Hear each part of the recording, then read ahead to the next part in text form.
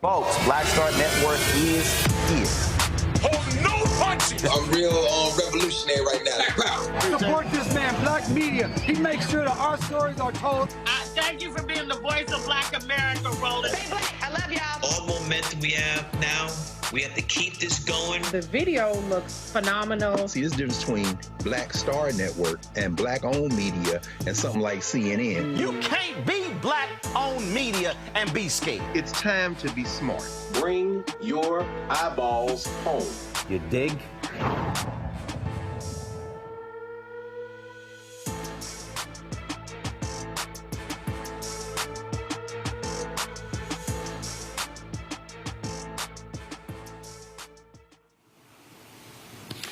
Today is Thursday, October 24, 2024. Coming up on Roland Martin Unfiltered, streaming live on the Black Star Network. We are here in Jacksonville, Florida, on the campus of Edward Waters University. We'll be talking about what is happening here with this HBCU, and also, of course, politics is still a topic of mind. 12 days until the election. Vice President Kamala Harris holding a massive rally in Atlanta as we speak with former President Barack Obama, Tyler Perry, Spike Lee, and others. So we'll be going live to that, and also talking about this election and its impact on HBCUs, what has happened in the last 4 years of the Biden-Harris administration, and what's going to be happening moving forward. So lots to break down. It is time to bring the funk on Roland Martin Unfiltered on the Black Star Network. Let's go. He's got it. Whatever the miss, he's on it. Whatever it is, he's got the scoop, the fact, the find. And when it breaks, he's right on time, and it's rolling. Best believe he's knowing. Putting it down from sports to news to politics. With entertainment just for kicks, he's rolling. It's on go, roll, roll, y'all. It's Roland Martin, yeah. Rolling with Roland now.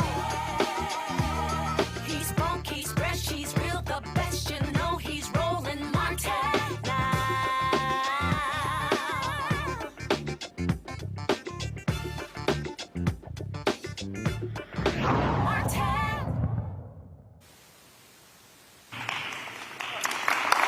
Folks, we are live at Edward Waters University in Jacksonville, Florida. Of course, we've been on the road the last few weeks here across the country. Elizabeth City State University last week, Lincoln University as well, Fayetteville State. So we've been traveling all around the country. So let's get this thing kicked off with the Edward Waters Band. Let's go!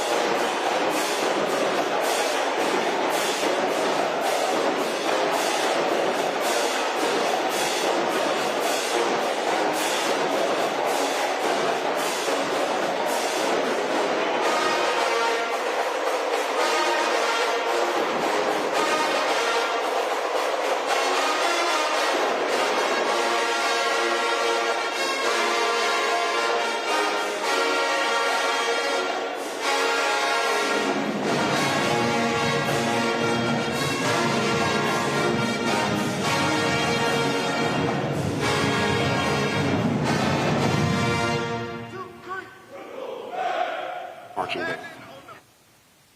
Folks, that was the Triple Threat Marching Band here at Edward Waters University. And so glad to kick things off that way. And so glad to be here on the campus. And so lots, of course, we want to talk about, but we can't, of course, avoid the reality of politics. 12 days until the presidential election, but also huge races all across the country. U.S. Senate races, congressional races, local races as well. Joining us right now is the new mayor of Jacksonville, Mayor Deegan. You've not been in office long, right?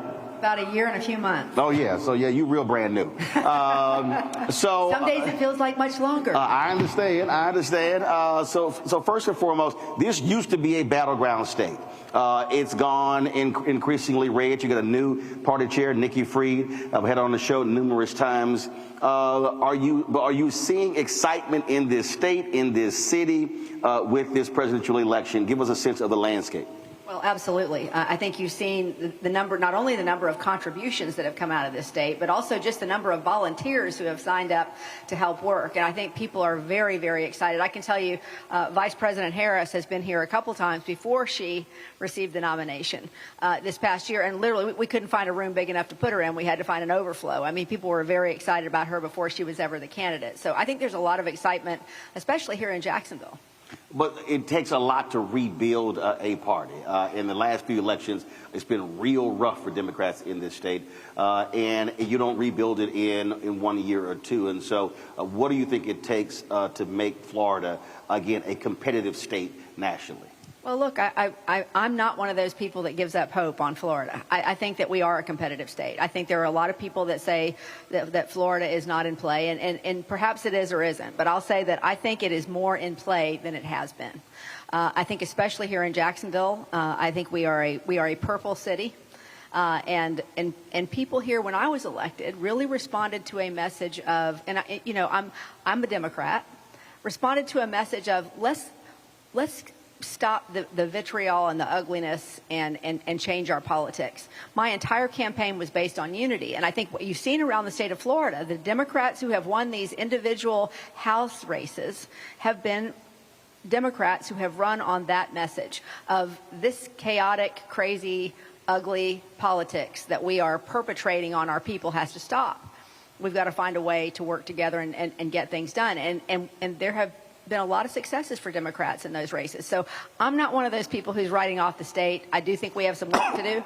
But I think that's the way forward. I think people are fatigued with the chaos and the ugliness. You mentioned purple. My buddy Alvin Brown used to be mayor of the city he as did. well. Alvin's a friend. And just chat for a second again in terms of how do you see this way forward, because you're right, our politics, it is shifting, it is changing in terms of a lot of places that used to be hardcore red, changing, population shifts, people moving into various places, changing the demographics of the state. Yeah, but I also think that you're also seeing, if you look at my race and some of the other races where Democrats have won across the state, it's been with a coalition.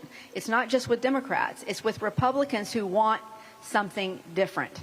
That is a party that has changed dramatically, as you know. And I think that you have a lot of Republicans who are fatigued with that. And certainly in terms of the independents, we built a coalition of Democrats, Republicans, and independents. And I think that's what's going to happen if we're going to start shifting this state. I think independents are a big key. You've seen the biggest voter increase, registration increase in independents in our state. And that's largely young people who don't want to register with a party. Right. And they are hewing more toward the Democratic side, which will be helpful for us. Speaking of that, you're talking about young folks all across the country. College campuses play a crucial role in terms of turnout, especially HBCUs. Again, I was at Fayetteville State on Friday, Elizabeth City State University. We were at Lincoln. We see this on other campuses. There was a massive stroll to the polls at North Carolina Central. More than 1,000 students who voted on the first day of early voting. And so college campuses are playing a huge role, which also requires for politicians to have different conversations, because the reality is the people who vote the most are older voters, 65 plus, but you have to speak to that younger demo in a much different way than, frankly, folks have done over the last 20, 30 years. Well, that's one of the things that I tried to do very strongly during my campaign, have continued in terms of building my administration, bringing younger people in to energize them and to, frankly, build the queue for what comes after me. And I think that we have seen a much more energized, younger base of Democrats here than we have seen in a while. So I'm hopeful, but I'm always hopeful. When I travel around the country, one of the things I do when I visit HBCUs, I don't just look at the campus, I look at the surrounding of a campus. Yeah. And so as a mayor, what is your vision for development of the exterior of the campus here? Because universities serve as critical hubs, not only employment hubs, economic hubs. And so how is this city looking at development, whether it's housing, whether it's retail, around this university? Well, we are working on a number of different initiatives, but one of the things that I was just actually talking to President Faison about is we've just received a Build America grant to plan around transit-oriented development around the Prime Osborne train station, which is not far from here. And that will require a lot. How much is that grant? How much is the grant? Well, the grant is just for personnel to make the plans, and that's about $1.5 million. But that's big because that'll help us. And that's a result of the infrastructure bill that was passed? We have received hundreds of millions of dollars from that infrastructure bill, which has been huge for our community. But this is one of the things. And so the plan eventually is to make sure that we create more student housing, that we create more entertainment, that we can create a scenario where we can get a train station back downtown. But all of that requires a lot of different planning. Ultimately, we have another university coming in to build a campus close by. University of Florida is building a part of a campus here. And so what we're hoping to build at some point is a connection between all these universities in a graduate hub sort of situation. That's really the goal. How far is that going to be from here? Oh, not far at all. It's all very close to here.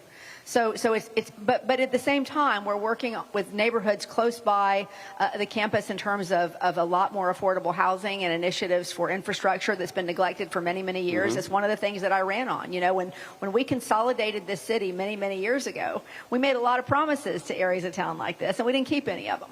And so one of the things I said when I came into office is we're going to shift the way we do our capital improvement projects to where we bring up some of those communities that have been neglected. So we score them differently to try to make sure that the communities that we've left behind are now back at the top of the trough.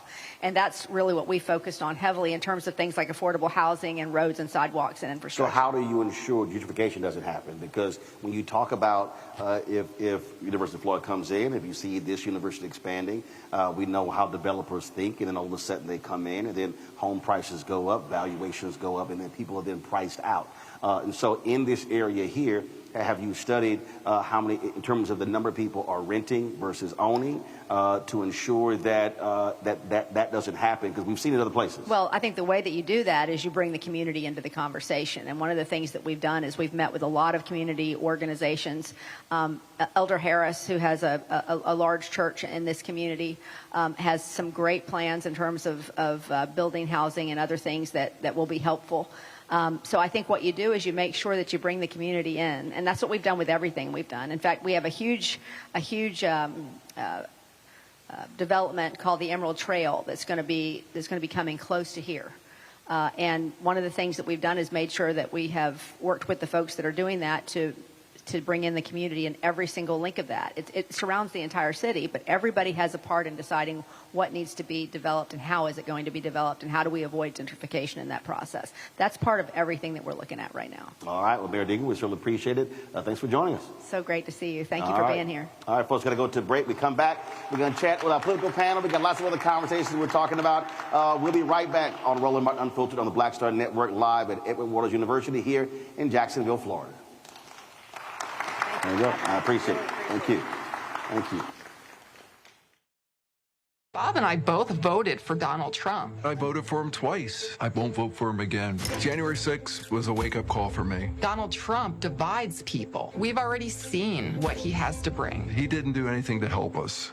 Kamala Harris, she cares about the American people. I think she's got the wherewithal to make a difference. I've never voted for a Democrat. Yes, we're both lifelong Republicans. The choice is very simple. I'm voting for Kamala. I am voting for Kamala Harris.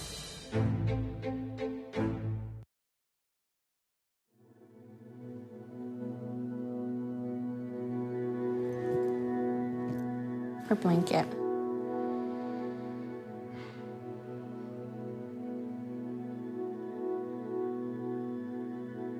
First of all, I'm the one that got rid of Roe v. Wade.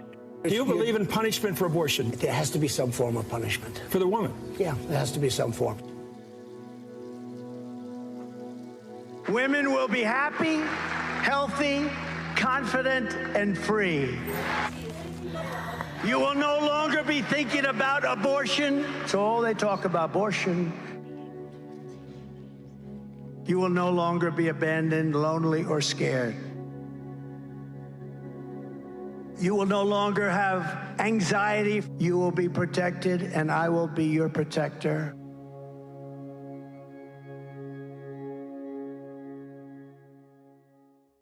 Disastrous, alarming, a plan that shreds American values. That's what independent news sources and conservatives are saying about a proposal from right-wing extremists called Project 2025. It would threaten hundreds of thousands of jobs created by the Clean Energy Plan, give massive tax breaks to big oil, and roll back protections that keep corporations from poisoning our water with toxic chemicals. Project 2025, a dream for them, a disaster for you. Hey, what's up, y'all? I'm Devon Franklin. It is always a pleasure to be in the house. You are watching Roland Martin Unfiltered. Stay right here.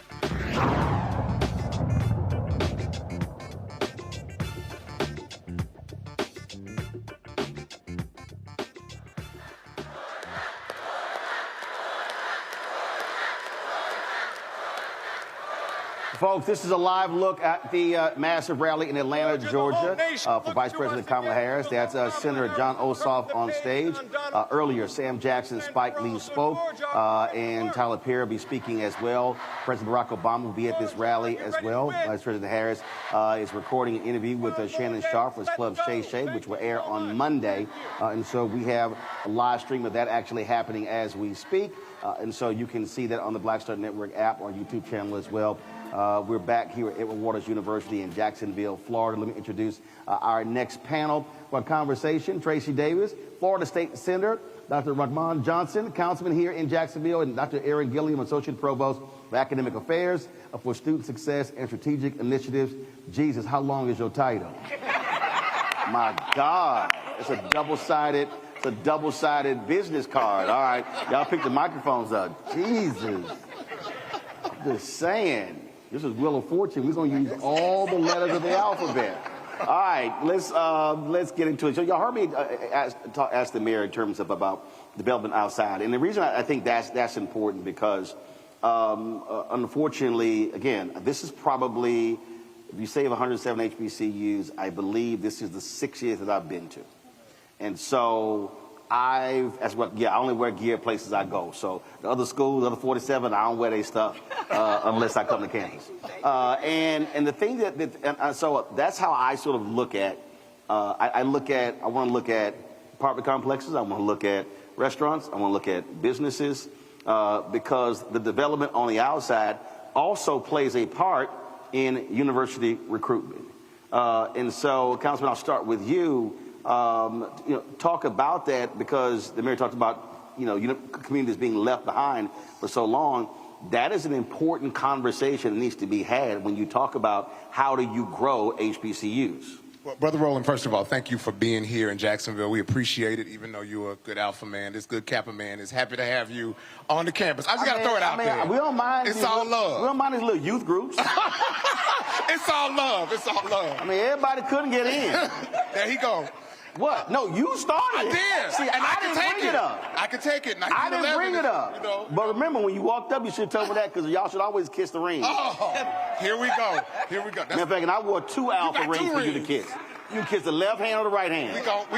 See, you shouldn't have said nothing. It's all love. You shouldn't have said no. Now it's all love. It is, but we all know Kappa's the best. But that's all right. That's all right. Okay, all right. Yeah, you better go. Remember, without alpha, y'all Kappa side. You need our name. You better go on ahead and make your statement. Here you go. Here you go. Hey, so let me tell you, don't compete with nobody get paid to talk. Oh, come on now, you know. You better go and make your statement as councilman. Let me tell you, and I'm gonna come back to that. No, you're not. No, you're not. I promise you, my brother. I guarantee you're not. It's so much love. I'm so locked and loaded. You better go and make that statement. Alpha Kappa Nu 1902. But I'm gonna go ahead. You better tell him. He better go. I'm gonna go ahead. Let me tell you, as an alum of this institution, like the senator here, I think what is important, I represent, I heard the questions you asked the mayor. as a former professor here at this school as well, I represent a district on the council that is neither a Democratic district nor a black district. So having a district that has never had somebody that looks like me or believes like me to represent it means that if you bring the right stuff to the table, it works. Now, the reason I bring that up is because now being a swing vote on the Jacksonville City Council, we control the purse strings of how things happen in the city. Right. So we are now, at least as far as I'm concerned, at the table to put Edward Waters on the map. That's why I'm consistently talking to the administration here about programs. While this may not be in my district, at the end of the day, I'm still a black man on the Jacksonville City Council that has increased the opportunity for us to have these conversations. So it takes time. What we realized, we've only been in office 18 months now, not even 18 months, almost 18 months. It has taken time for us to get to the point to at least have the conversations. But before, the conversations weren't really happening. It was like, let's give them enough to appease them. We're at the space now where we're saying, one of the things, Brother Roland, that I will tell you, I was at the table negotiating the contract for the Jaguars deal. Right? That was we had a $300 million community benefits agreement plus another. Man, don't even get me started on these stadiums. $1 billion stadium. Well, let me tell you. I can't stand these billionaire owners asking folk to build stadiums for them. I call that rich folk welfare. Let me tell you, let me tell you why this is important. Number one, with this stadium, that stadium belongs to us, the people of Jacksonville. So we are literally leasing the stadium to the Jaguars. So for them to come in with the largest community benefits agreement, and we had even $150 million of deferred maintenance that we as the city had not done. So even though we're putting $700 million into it, the other $600 million plus overruns are being paid for by Shad Khan, besides the other investment they're doing in the downtown community. But what's even deeper and better, while sitting at the table, there has never been a conversation about HBCUs specifically dealing with this team. They have only, in the initial contract 30 years ago, all they talked about was Florida, Georgia. Of course. Just the Florida, Georgia game. Because of my presence at the table, now an HBCU game must be played at every game in that every year in that brand new stadium, just like they have Florida, Georgia enshrined in it. Now, it took work to get it there, but in every other team in the NFL, no black college is mentioned. So that's why being at the table is important. Now that's a game. How did you go beyond that in terms of programming, in terms of degree program, in terms of, because that's long lasting. I get the game part, but is there anything in that as it relates to the team and the university when it comes to sports management, anything along those lines? Absolutely. Even when I was a professor here, one of the things I did, I spent 20 years as an anchor reporter, one of the things I did is use those relationships with the team to make sure our students were working at the Jaguars, as a part of the team.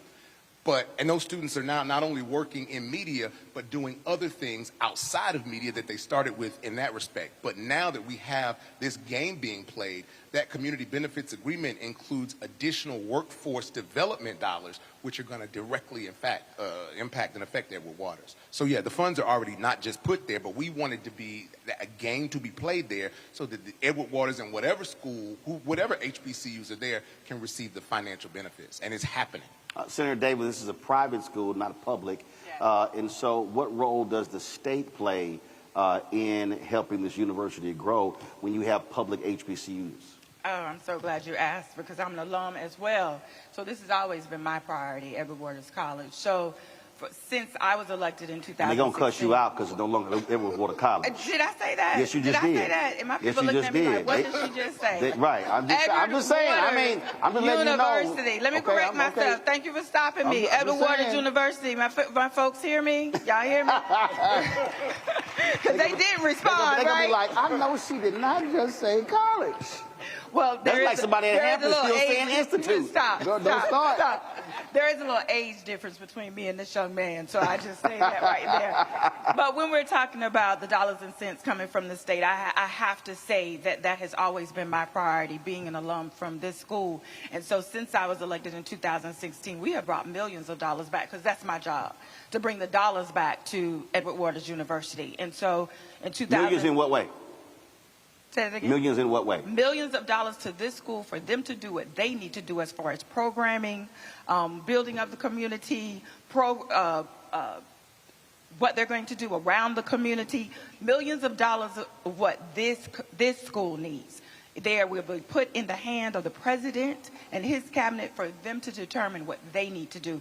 $30 million has been on the table for years coming to this school, and just recently $5 additional million came after the incident with the mass shooting that started here. We brought $5 million more to make sure this school was secure, and that is under the president's purview, and he can do what he needs to do as far as to secure this school and the students that attend here. See, Aaron, again, as all these places I've traveled, it's very interesting when I'm having conversations with students and we're talking about voting, how there is a disconnect with folks in understanding the role that politics plays, even when you talk about universities. I mean, when I was at Fayetteville State Friday, I was talking with student leaders that were saying how in the conversations they were engaging with other students, some were like, hey, I'm not interested in voting. And I was like, okay, do they know they go to a state school and the state funds the school? I said, so it's a little hard to hear folk complain about something when you don't want to engage in a political process. And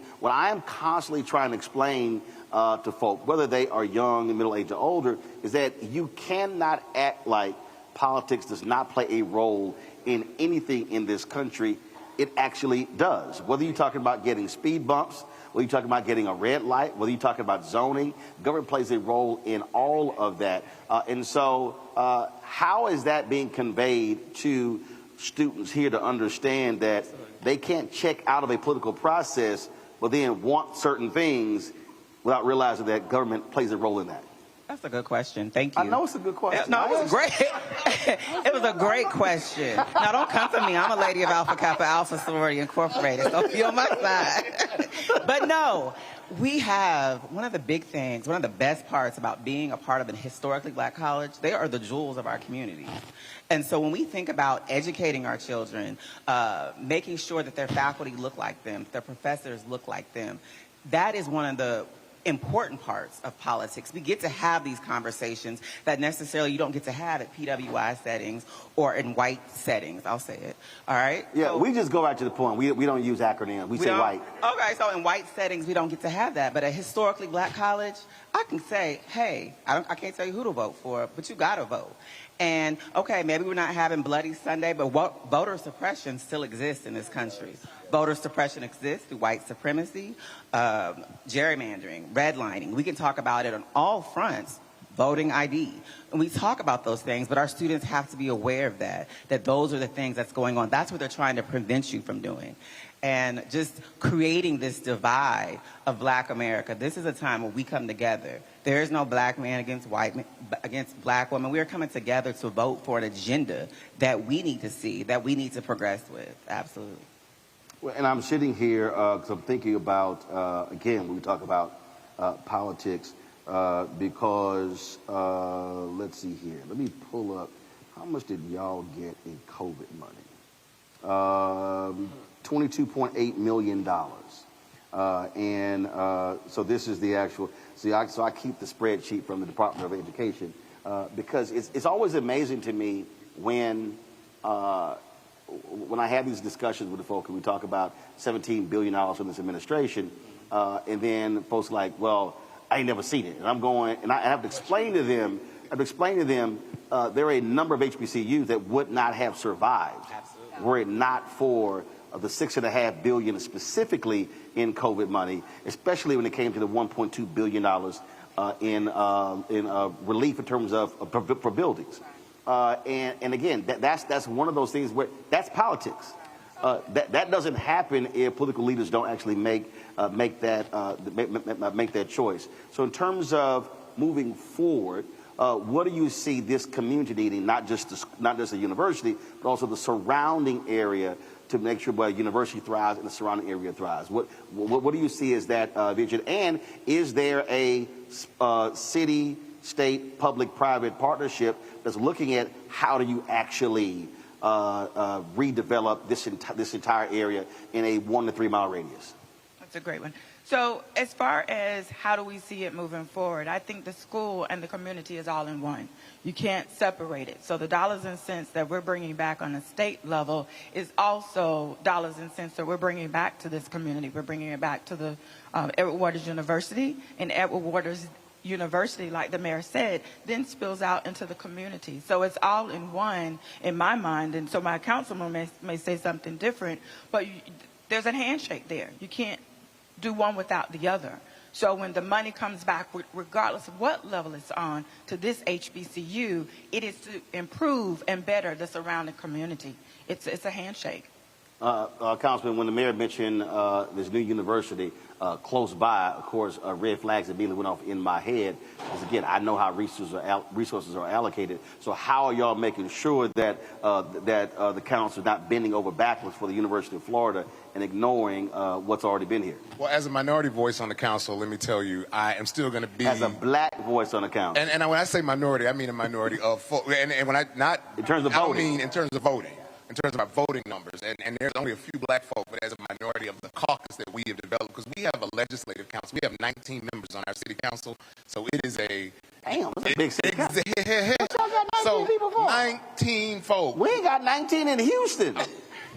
So you can only imagine with the $2 billion budget that we're working with, how it is trying to, with those 19 different personalities, trying to do stuff for different parts of the district. But what I'll tell you is, it's interesting you said that, like the public-private government partnerships, those things are important. One thing that I safeguard and make sure is that we are not using taxpayer dollars for things that taxpayers cannot use. So the majority of the funds for University of Florida's campus were raised privately. There's Dreamfinders Homes and some of those other organizations. They were raised privately. What I'm pushing for is that any dollars, whether it be the law school that JU just put downtown, whether it be other parts that the city is subsidizing or partnering with, that our schools in our community, black schools, get the same thing. And so I'll tell you, we are working on a project that I just did in my district, and I did it because I wanted to show that it can work, a public-private government partnership. I took some money that I had access to, was able to talk to one of the local developers, JWB Homes, and talk to Habajacks, which is the local chapter of Habitat for Humanity. Mm-hmm. We are creating a subdivision in my district through this public-private government partnership where every home, 3-bedroom, 2-bath homes, new builds, $220,000.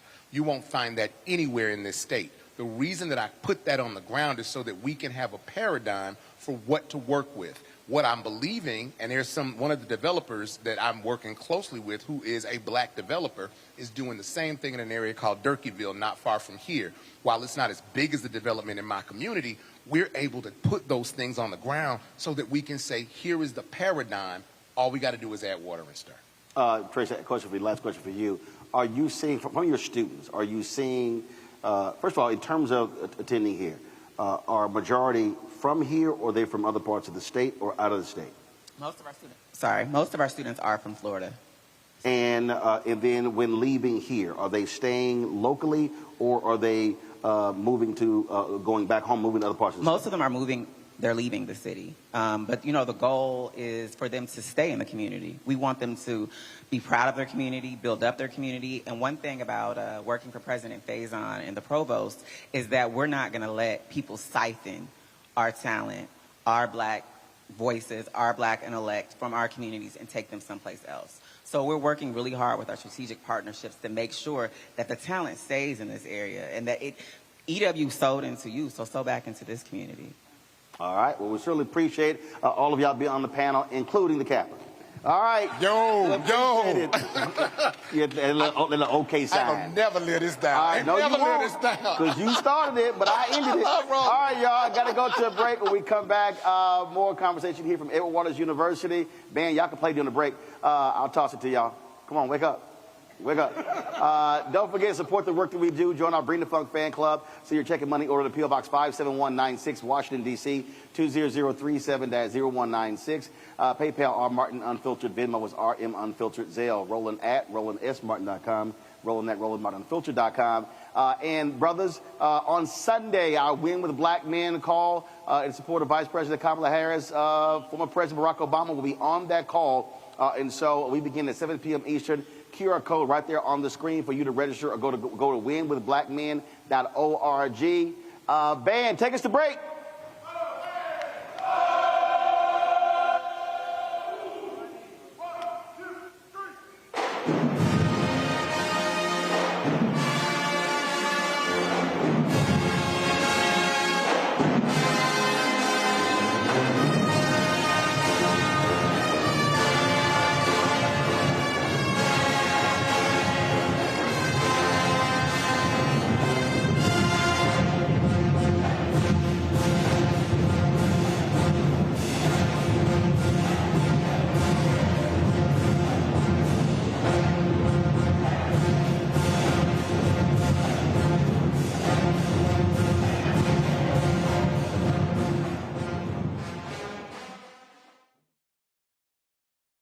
wrongfully convicted. 5 teenagers were arrested, tried, convicted, and sent to prison. No men were exonerated. What he did to us, he tried to end us. Of course I hate these people. So-called the Central Park 5. Calling for execution. And let's all hate these people. You cannot have this man go into office again. I want society to hate him. We were innocent kids. The confessions were coerced. Today, we are exonerated. That guy says he still stands by the original guilty verdict. This is about democracy being on the ballot. I have absolutely no compassion. Look at Kamala. She represents the kaleidoscope of the human family. There's something different happening in America. We will get the opportunity to build a future where we will be able to thrive and not just survive. Here's a 78-year-old billionaire who has not stopped whining about his problems. Oh, she had a big crowd. Oh, the crowd. This weird obsession with crowd sizes. It just goes on and on and on.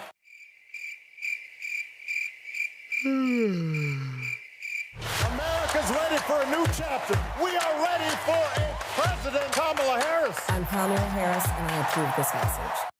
Disastrous. That's what independent news sources and conservatives are saying about Project 2025. It would threaten hundreds of thousands of jobs, give massive tax breaks to big oil, and roll back protections. A dream for them, a disaster for you. I get it. The cost of rent, groceries, and utilities is too high. So here's what we're going to do about it.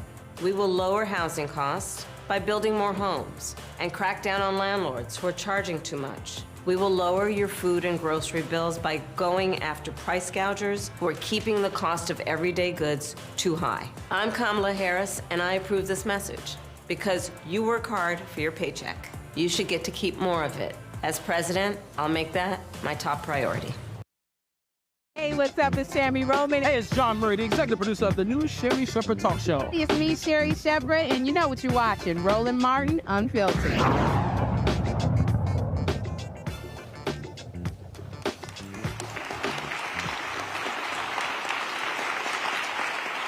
All right, folks, we're back at Edward Waters University. My next guest became president here 6 years ago, and they were a college. They're now a university. So joining us is Zachary Faison, president of Edward Waters. How you doing? Doing wonderful. Welcome, welcome. Glad to have you here. Glad to be here.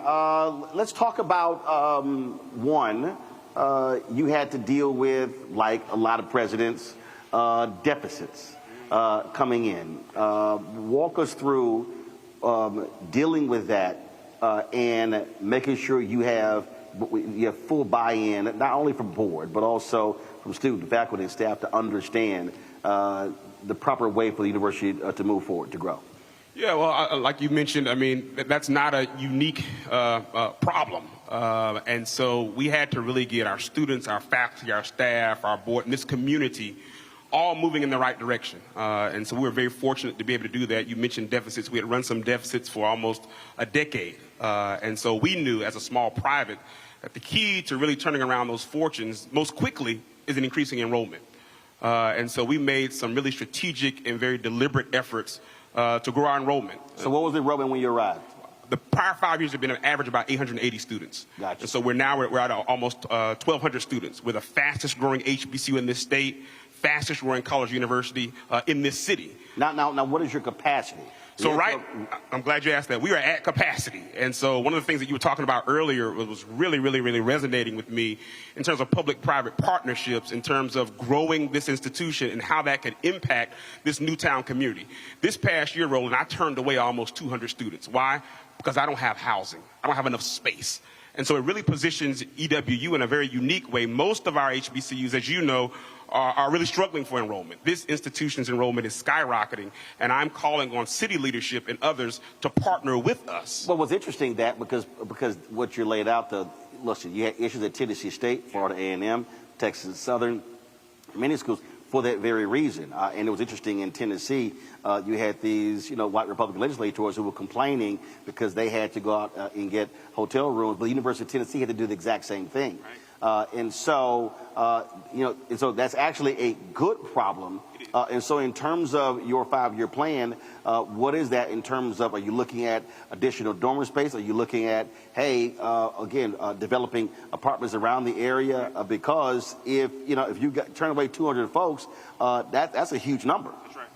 Well, we're on the precipice right now of closing out our current 5-year plan, and we grew faster than what we expected to grow. And so right now we're having conversations. As a matter of fact, my CFO is in the audience now. We're looking at submitting an application to the HBCU Capital Financing Program. That's an option. We're working with our board in terms of how we can garner more resources, all right, because we need new residential facilities on our campus. I mean, desperately. So it's something that is, as we look at the next 5 to 10 years, we see ourselves being able to grow to anywhere from 1,500 to 1,800 students, but we know we're going to need the capacity to be able to do that. And so, do you have availability or capacity surrounding the university in terms of complexes, anything like that? So we actually have land that we've identified already that's on our campus to prospectively bring about a 300 to 500 bed facility. We've kind of priced it out. It's about $40 or $50 million. But the great thing is this. You talked about deficits. For the past 5 years consecutively, Roland, we've had multi-million-dollar operating surpluses. So now when we go to look at some creative financing and that kind of thing, we can be an attractive option for financiers that are looking at an institution that's growing and thriving. And that land is on campus or off campus? It's on campus. It's actually on campus. So the land isn't an issue for us. It's having a partner that'll work with us in terms of getting the financing. We can show, hey, we can put the students in the beds. Right. And so now we're just now at the point now, after the past 5 years again, of really turning the financial fortunes of our institution around. We're now an attractive investment as an institution. Size. What's the size of the campus, acreage? So about 40 acres total. And then, of course, being in an urban environment, it's disparate. We have some properties that are not necessarily adjacent to the campus. So one of the things that we're working to do, my father, for example, is an A&T grad. He tells me all the time how when he was at A&T, the contiguous campus that you see now was not what it was when he was in school. So what we're doing now, we're utilizing some funds to begin to purchase properties that are adjacent to us so that we can create a more contiguous space for our campus. And then what that also does is, because I know there were some developers who were talking to other HBCUs about building housing capacity off campus where it's not necessarily, the onus is on them and not necessarily on the university, but it's alleviating the housing problems. Yeah, that's an option. I will tell you about 85% of my students are Pell eligible. And so the transportation is an issue, right? And so we're wanting to make sure that we can provide housing that's adjacent to the campus. We know, through the data and the research that a student, particularly as freshmen and sophomores, if they stay on campus and have that positive experience on campus, they're going to perform much better academically. So the off-campus housing is an option, but we really want to make sure that we wrap our arms real tightly around our students and keep them here on our physical campus. How did the resources from the Biden-Harris administration help this university get through COVID? So they were tremendous in the sense that, as you know, the majority of that funding went directly into supporting our students to stay in school. A lot of times folks look at HBCUs and they disparage, graduation rates, retention rates, but what they don't tell you is that our students are not dropping out, they're stopping out because of a lack of finances, right? And so many of those dollars were very critical in helping our students stay in school, complete their programs and study. We were also able to make some physical infrastructural improvements to our campus. Was that dollars going directly to students? Directly to students. Because see, that's the thing that, I've gotten to a whole lot of arguments with a bunch of people who don't know what the hell they're talking about. And I've explained to them that a number of institutions literally gave payments directly to students. So students, how many of my students that were here, y'all remember? We got the upperclassmen. Who got a check? Y'all remember when we were giving, cutting the checks directly to you all? Okay, Chris got me, right. And that is actually, to me, that's a story that's not been told. Right. So when we talk about that $17 billion, that's not just for buildings. That was literally during that period. And I know Harris did that. I know some other schools did the exact same thing. Yeah, we did that as well. And I'll tell you one of the things, again, that was unique about Edward Waters is throughout the pandemic, our enrollment was skyrocketing, while most institutions really had to use those funds to stay above water. So we were able to really take those funds and do some things programmatically that really began to launch us. As you mentioned earlier, we moved from Edward Waters College to Edward Waters University in the height of the pandemic, right, in 2021. So again, we were able to utilize those dollars to help our students, then also do some things very strategically to grow our institution. So we talk about that growth. How much of that growth is physical on campus? How much is it online?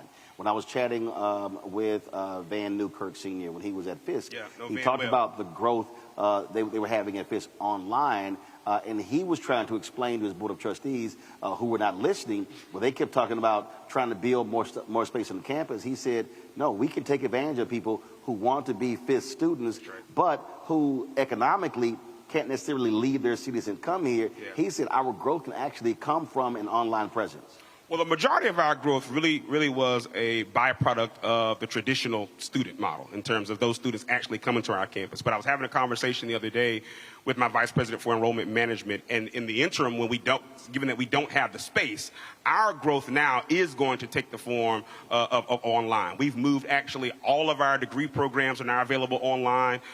We mentioned earlier we became Edward Waters College, Edward Waters University, so now we have 4 graduate degree programs.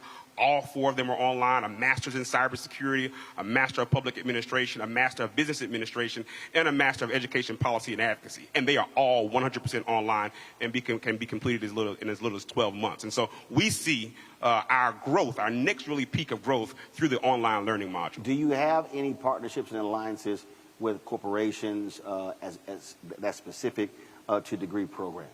Because that is and whether it's major companies in this city and also in this state. Yeah, we actually are just on the precipice of forging one, for example, with the Mayo Clinic, of course, internationally known. We just launched a new degree program, our Bachelor of Public Health degree program, and so we're literally on the precipice again of solidifying a partnership with the Mayo Clinic here in Jacksonville in that regard. About 2 years ago, we did solidify a partnership with the University of Florida College of Nursing, and so now we have a pipeline program that Edward Waters students can come here, major in biology, and then go one more year and receive a Bachelor of Science in Nursing as we really begin to try to impact the health disparities that unfortunately impact so many of our communities of color. It's very interesting right now. I've heard there are a lot of folks in HBCU space who really want their schools to go full in when it comes to sports. But that's also a money drainer. At the end of the day, it's an arms race when you talk about the Power 5 conferences. And so how do you temper students or alumni who want to be, who believe that, hey, we can be competing with these other schools when the reality is the amount of money it takes to do that is just totally different than it used to be. So I love you, and you my guy, but I'm going to push back on you. Okay. For Edward Waters, we have positioned athletics as a money driver for us. How? Okay, I'm going to tell you how. My basketball team, I have 45 basketball players. My football team, we carry about 125. I have a JV and I have a varsity. I'm going to give you the secret to my sauce. We're Division II, so we've moved to NCAA Division II. Division II only allows 36 scholarships, right? But I got 125 football players. A lot of them kids are paying, right? So I think you've got to be creative around the model, right? My baseball team, my baseball program, I got 90 baseball players. You can't get, 9 on the field at a time, 9, 12 on the field. So we're very strategic about the fact that, when I was 17, 18, I thought I was going to the NBA. You couldn't tell me I wasn't going to the NBA, right? A lot of kids just want to say, I play college football, baseball, basketball, right? And those are payers, right? So I think we've got to rethink that model, right? So, but how are you generating the revenue to support that?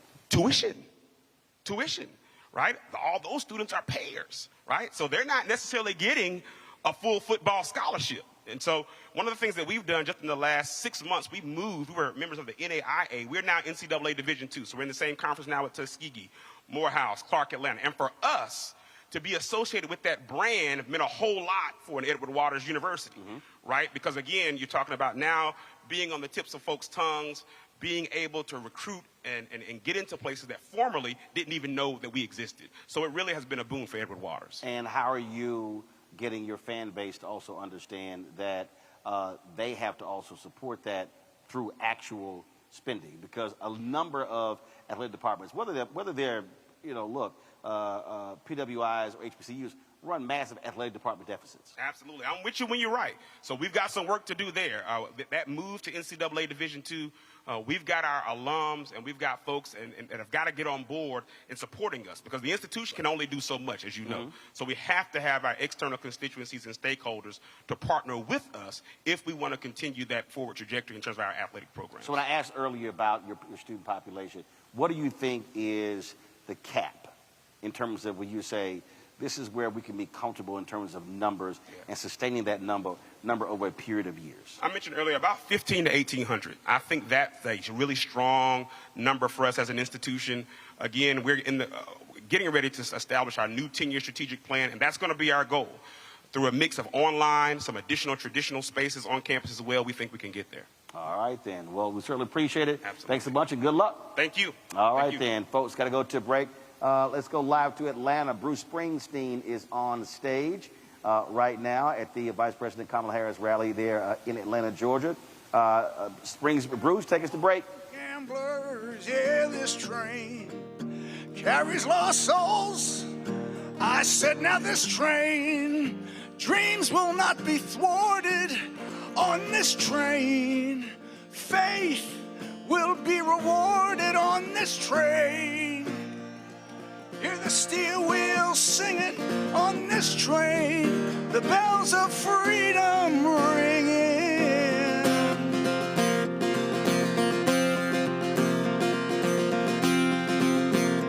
Well, big wheels roll through fields where sunlight streams. Oh, meet me. The overturning of Roe almost killed me. I had a blood clot in my uterus that caused my labor to have to be induced because of the overturn of Roe v. Wade. I wasn't able to get life-saving treatment sooner. I almost died. And that's because of the decision that Donald Trump made. I was able to get Roe v. Wade terminated, and I'm proud to have done it. The doctors and nurses were afraid that if they treated me in the incorrect way, that they would be prosecuted for that. And that's appalling. Donald Trump says that women should be punished.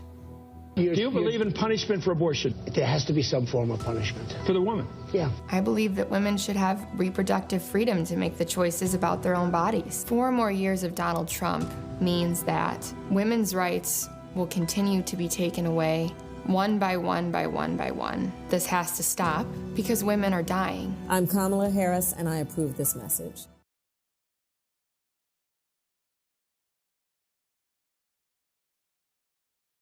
Bob and I both voted for Donald Trump. I voted for him twice. I won't vote for him again. January 6th was a wake-up call for me. Donald Trump divides people. We've already seen what he has to bring. He didn't do anything to help us. Kamala Harris, she cares about the American people. I think she's got the wherewithal to make a difference. I've never voted for a Democrat. Yes, we're both lifelong Republicans. The choice is very simple. I'm voting for Kamala. I am voting for Kamala Harris.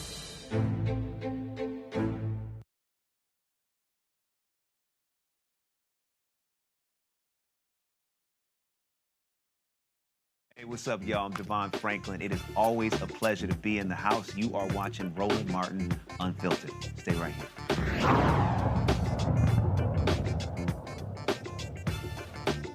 The advantages of pursuing a PhD. Miss Edward Waters University, EWU is my HBCU.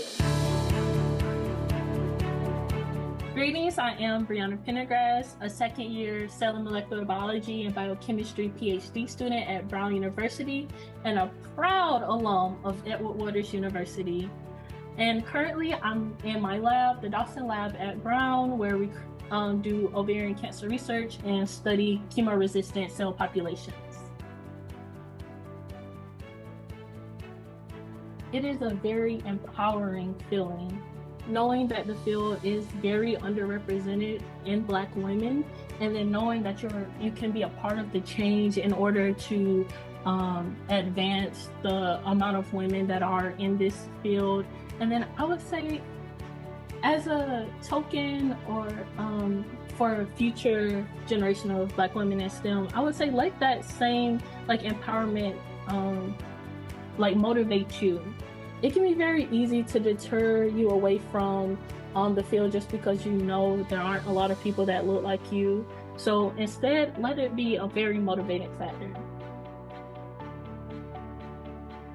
Of course, I see myself giving back to my alma mater.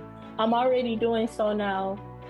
Recently, I was a part of a class lecture in a course that I took while at Edward Waters, where I wanted to basically talk about the advantages of pursuing a PhD and also give some tips on how you can go about finding the right program for you and how to go about filling out the applications for grad school. The retool program was definitely the one that ignited my passion for cancer research. Through this program, I was able to participate in understanding metabolic reprogramming and glioblastoma cells. So now at Brown, I'm actually understanding the same concept of metabolic reprogramming, but in ovarian cancer cells. So I believe it really did put an edge in giving me some background in the research area topic.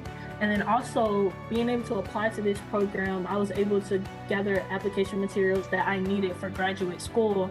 So I had to have a personal statement, research statement, and recommendation letters for those programs that I was able to carry over into getting into the PhD program I'm in now.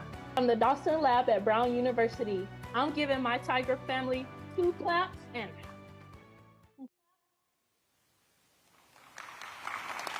All right, folks, welcome back to Edward Waters University here in Jacksonville.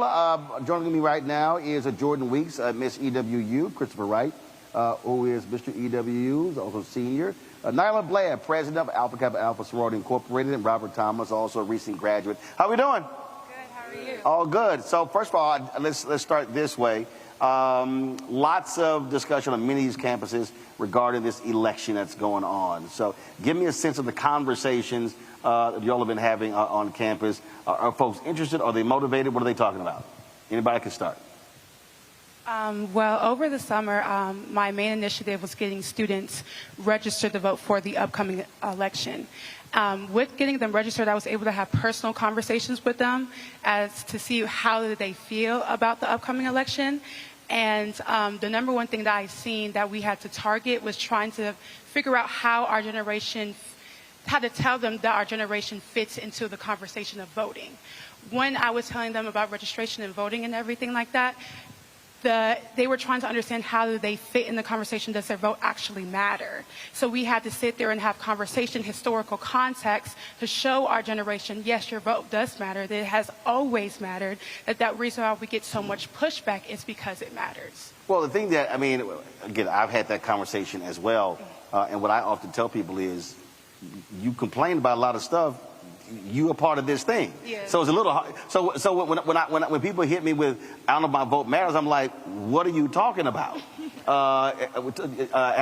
Give me some of those conversations, especially conversations you've had with brothers. So one of the main initiatives that we have been pushing across this campus is mainly voters education. We recently just had an event where we were talking about voters education, talking about voters apathy, and just telling the students that our right to vote has only been over 60, 70 years, and the fact that we're in college, our vote is the one that matters sometimes the most, because we're going to be the leaders of tomorrow, and these impacts and these decisions that are being made in offices are going to directly impact us, right, especially at HBCUs as well. See, now that's what's been driving me crazy. I'll have folks who are millennials and Gen Z say, I'm so sick of all these old folk running, and I'm like, because old people vote. You know, and like, it's really not that difficult. And decisions that are being made today in D.C., in the state capitol, in this city and county government, school boards, those decisions are having impact over the next 10, 20, 30 years. So this idea that somebody who's 18, 19, 20 can say, oh, that has an impact on me, to me, that is crazy. Yeah. Go ahead. Well, y'all go ahead. You can jump. No, I was going to say, so I'm 3 years. I'm an alum now, so I'm 3 years out of school, and I would definitely say I'm feeling those impacts now, definitely because I'm outside of school, and they definitely impact me. Now, were you voting when you were in school? I definitely was voting when I was in school, so I had a pleasure of, I have respect for you, so I have a pleasure of being a part of Alpha Phi Fraternity Incorporated. Brother Johnson, who was here earlier, I don't know what he had going on, but we'll talk about him later. His grade point was high enough. Don't worry about it. Yeah. Hopefully we keep him in check, Brother Chris right here. But yeah, I had the pleasure of voting in college, but I was also very uneducated coming into college and had the pleasure of being on this beloved institution, educating me on my voice and why my voice matter. And I think it's very important that it's a structure to how you use your voice, right? Like in the black community, I think we definitely got to be educated on that, because it's not enough just to talk on social media and talk amongst your friends. You have to do it the right way, and there's a structure to that. And now it ain't like it's hard. It's across the street. Yeah. I mean, when we were driving here, I see the signs, and I'm like, is right here. So it's not like it's a long walk to go vote. Probably walk past it every day, too. Right. Go ahead. So we recently... Hold on. Go ahead. Hold on. So what we've been doing is our motto this year initiative is to take 4 or more to the polls. So what we're doing as Alpha Kappa Alpha Sorority Incorporated, we're ensuring that students on our campus are informed on how to vote, early voting dates, what that looks like, and kind of informing them on what's on the ballot and things of that nature. So that's what we've been doing to ensure that students know how to vote. Now, obviously, a lot of attention is always focused on presidential race, but if folks are registered here, they can also vote in city elections. They can vote in school board elections. And so is it your thought process to get people to understand that this is actually, you typically have elections virtually almost every single year.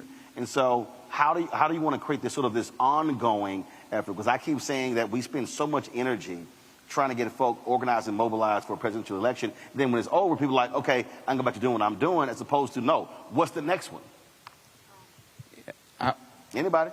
So again, I'm speaking outside of being an alumni. I would definitely say those are very, very important things. So again, I got a 2.5-month-old daughter, and obviously voting for who's going to be on the school board, who's going to be the judge, those are all things that are very, very important to me as a now newly father. So I think and again, I was definitely uneducated coming into school, but I think it's very, very, I'm grateful that I had the opportunity to come to this institution to learn about voter registration. And it's not just a presidential election. And even when you are voting on a presidential election, there's a lot of other stuff on there that you need to be paying attention to that has impact on your daily life, either while you're in college or after college. You got constitutional amendments on the ballot this year when it comes to marijuana, when it comes to reproductive rights, judicial races, DA races. I mean, it goes on and on and on.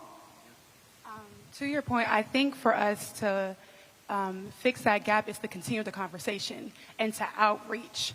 Continue to have a conversation in high schools and colleges every year, because the main part with HBCUs and African Americans, that we don't know our history when it comes to voting and everything like that when it comes to African Americans. So continuing the conversation, letting them know what's on the ballot, things about voting in local elections, and not just waiting till the time of elections to talk about it, but have a continual conversation. So when it's time, they're not just voting one time because, you know, in this election, they're continual voters. That's the thing that we need to get. We really need to outreach, where we really need to get is these high school kids and these freshman kids, so they get the education, the knowledge, so they can be continual voters in our community. Well, the reality is if you turn 18 by election, then you can actually vote. Yeah. I was in Dallas on early voting started in Texas on Monday, and I was at a high school where they had a stroll to the polls, and they had about 50-plus students who actually walked down.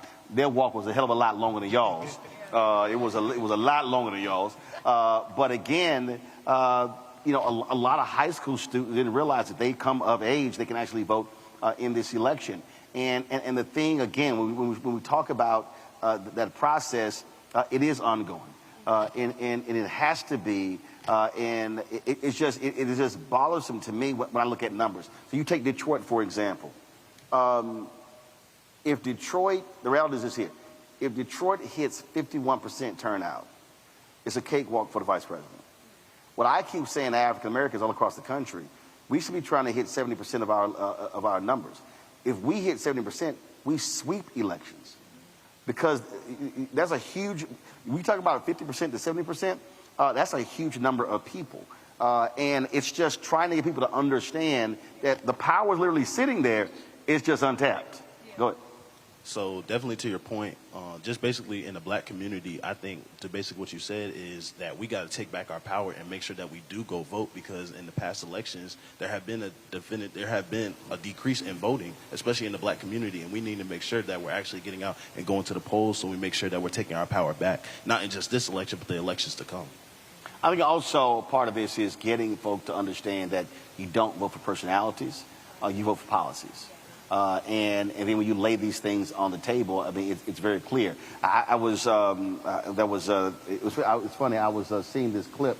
I'm not sure if our folks grabbed it. So it was in North Carolina, and there was this one brother who was talking to another brother, and this one brother was a Trump guy, and he was talking about how Trump gave $500 million to black people with his platinum plan in 2020. He was going on and on in the video, and I'm watching. I'm like, he is hella wrong on everything.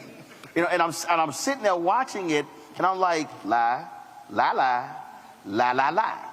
And the problem is, the brother who he was talking to didn't know how to counter it because he didn't know. And I think that's also part of the deal. It's so much misinformation out here that folks are just falling for all of it. And it really requires peers to have to be constantly saying, no, that's not true. That's not true. That's not true. Have you gotten a sense as well, Nyla, in terms of when y'all having these, give me a sense of what conversations have been like when folks have said stuff and you like, oh, I'm about to cuss them out, but I don't want to do that. Yeah, so I've had some conversations with my peers, and the question, my vote doesn't matter, is the common question, or the common statement. And I say, hey, it does matter. You don't know that the power is in your vote. And now, when they say it doesn't matter, are they saying that because of Electoral College, or why are they saying that? What does that mean? So when I talk to my peers, they're like, oh. Do they not know how Electoral College works? I don't think they don't. The lack of knowledge in that area, it makes them think, oh, you know, my contribution, I mean, it doesn't matter at all. So they don't realize that whoever gets the most votes in this state gets Electoral College votes of this state, so your vote kind of does. No. Man, I don't know where these high school these people going to, but listen, that's why I keep saying we gotta have Schoolhouse Rock 2.0. Because it is crazy. I get that all the time, and I'm like, what are you talking about? It absolutely drives me crazy. And so you said that's what you hear as well? That's the main answer I get. And it's not even just from our younger generation. When I was getting people registered to vote, I was out in the community in Jacksonville. The older generation who weren't going to vote, that was their answer as well. Like, I'm not going to vote because my vote doesn't matter.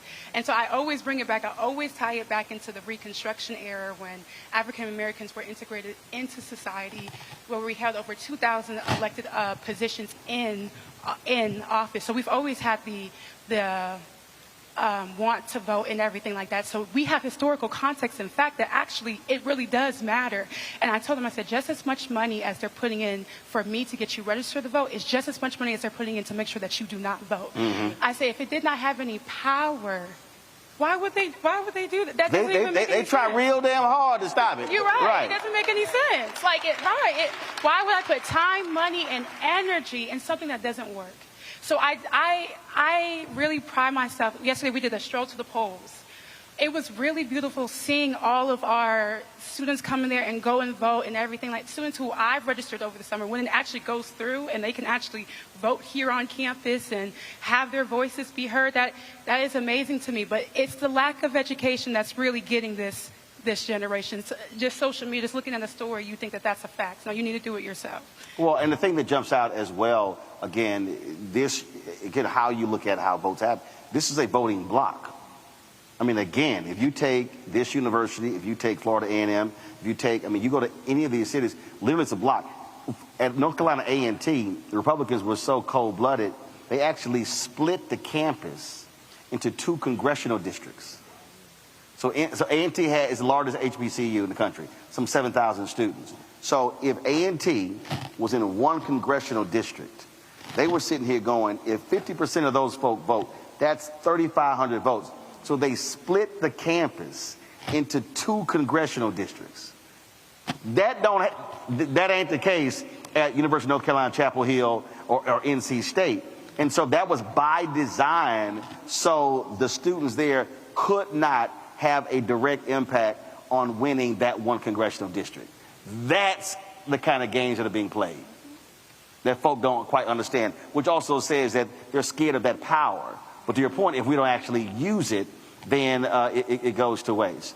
In terms of the issues, what are folks saying? What matters to you? What are your peers saying? The issues that they want to be addressed by elected officials on the national level. What are you hearing? Majority of what I'm hearing is inflation. That's really is like the biggest thing for American citizens right now is how am I going to feed my family? How am I going to feed myself?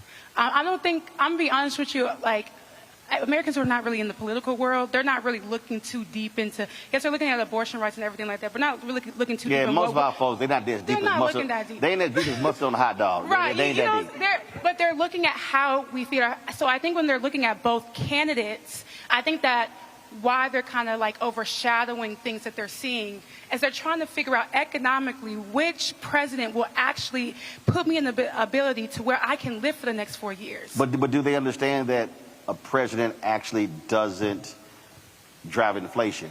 Or another piece, that coming out of COVID, the United States has actually lowered inflation better than any other major country in the world. And see, that goes back to not doing the education yourself. See, that's why they got to watch this show. Yes, See, y'all need to have viewing parties of this show every day, because I talk about this stuff every single day, specifically to black people. And so that's what they got to do. Any other issues? What are you hearing? Yeah, I would just expound on that. I mean, I think that's really the biggest thing, inflation, and obviously there's a big housing insecurity issue going on where, again, like young workers who are just graduating college, is very challenging for us to take care of our family. It's not just about groceries, it's also finding a place to live and kind of hang our heads. So I would say that's definitely most of the things that we're talking about. And again, are they aware what that's all about? I don't think so. I don't think they're totally educated on so let what me help that is y'all about. out. Okay, this is just real basic. This is just very basic, okay? So we're going to keep, as my man, late Joe Madison said, you got to put it where the ghost can get it. Okay, we had a housing crisis in a recession in 2008. Obama gets elected, comes in 2009, okay? Between 2010 and 2019, we built the fewest number of homes in America since the 1940s. The previous decade, we built 14 million homes. It was down to 6.5. In this decade, we haven't built more homes as well. So you got rising demand, you don't have available homes. So because of rising demand, then you got private equity. They purchased a significant number of homes. By 2030, Wall Street will own 40% of all single-family homes. They're not trying to sell homes. They want people paying rental prices. So when you got high demand, low availability, then everything goes up. The price of houses go up. Rent grows up because the people who own it know you actually forced to actually pay it. So in the vice president's plan, I had the guy with the National Housing Conference on my show the other day. Her plan is to build 3 million new additional homes. Everybody's focused on the $25,000 for a down payment, but it's the building of new homes which is really key. That's what's driving the housing crisis in this country. We literally have not built enough homes in the past 15 years to keep up with the demand. That's just real basic. That's just real basic. And it's amazing the people who just go, who don't understand it. And the federal government doesn't build homes. They don't build homes because homes are actually built in local communities. That's local zoning. So if cities, that's why Marsha Fudge, when she was Secretary of HUD, she was traveling to cities saying, y'all have to actually make changes locally when it comes to building homes. And last point, after that home foreclosure crisis in 2009, we actually have fewer home builders today than we did a decade ago. So all of that is what has contributed to this housing crisis in the country. And then folks are trying to blame somebody, but they don't understand that housing crisis a decade ago in 2008, that's actually, we're still feeling the effects of that 16 years later. Just to help y'all out there. We need it. Anything else? Any other issues you're hearing that on the minds of your peers? So we got inflation, housing. Anything else? Of course, abortion rights. Yes, of course, abortion rights. Yes. Just with young adult being parents and things like that, just the women in the community, they just want to know that their body is their right. So I know that's been a main thing amongst our campus and just across the world, just from our generation. Just to elaborate on what he said, that is one of the main issues amongst my peers as well.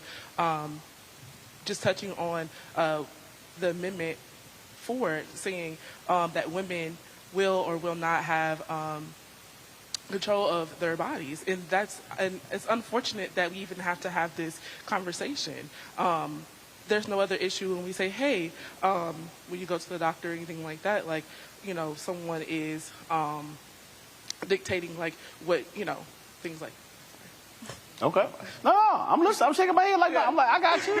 I'm not cutting you off. Go ahead. Okay. You can finish your thought. But just to elaborate on the abortion laws, and that's usually what my peers have been saying. So, yeah. Okay. All right then. Well, look, I appreciate all of y'all being on the panel. Thank you for the conversation. We're going to have a conversation next with board members here, but first we're going to go live to Atlanta. Tyler Perry is now at the microphone at the rally in Georgia. We'll be right back at Edward Waters University in Jacksonville. Let's go to Atlanta. Taking a full-page ad out on young black men in the New York Times.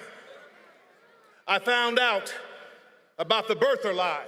We all heard it, saying that Barack Obama was not born in this country. There are undertones there and there are echoes there that we all had to pay attention to. So I watched him when he won the presidency. I watched him say that there were good people on both sides when neo-Nazis were screaming, "Jews will not replace us." I watched him from the Central Park 5 to Project 2025. And what I realized is that in this Donald Trump America, there is no dream that looks like me. We want a president who believes that this American dream is for everyone. And that president is Kamala Harris.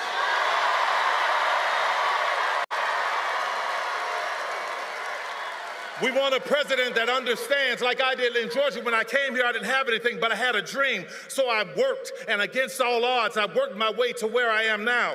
It was here in Georgia. See, in Georgia, you know what we do? We don't sit around and complaining. We go to work. It was here where I became a studio owner. My first studio was on Krog Street. Now that is Krog Street Market. And then I bought another studio, which was on Greenbrier, right near Greenbrier Mall on Continental Colony Parkway. And it was there that Barack Obama came in 2012 to do a fundraiser. And he was getting ready to leave, and he said, "Come ride with me. We're going to my house for a fundraiser." And I'm like, "Wait, you want me to ride with you and the beast?" So I get in the car, and traffic is stopped, and we're riding, and he's talking to me. And for those of you who are old enough to remember Charlie Brown, all I heard was wah, wah, wah, wah, wah, wah.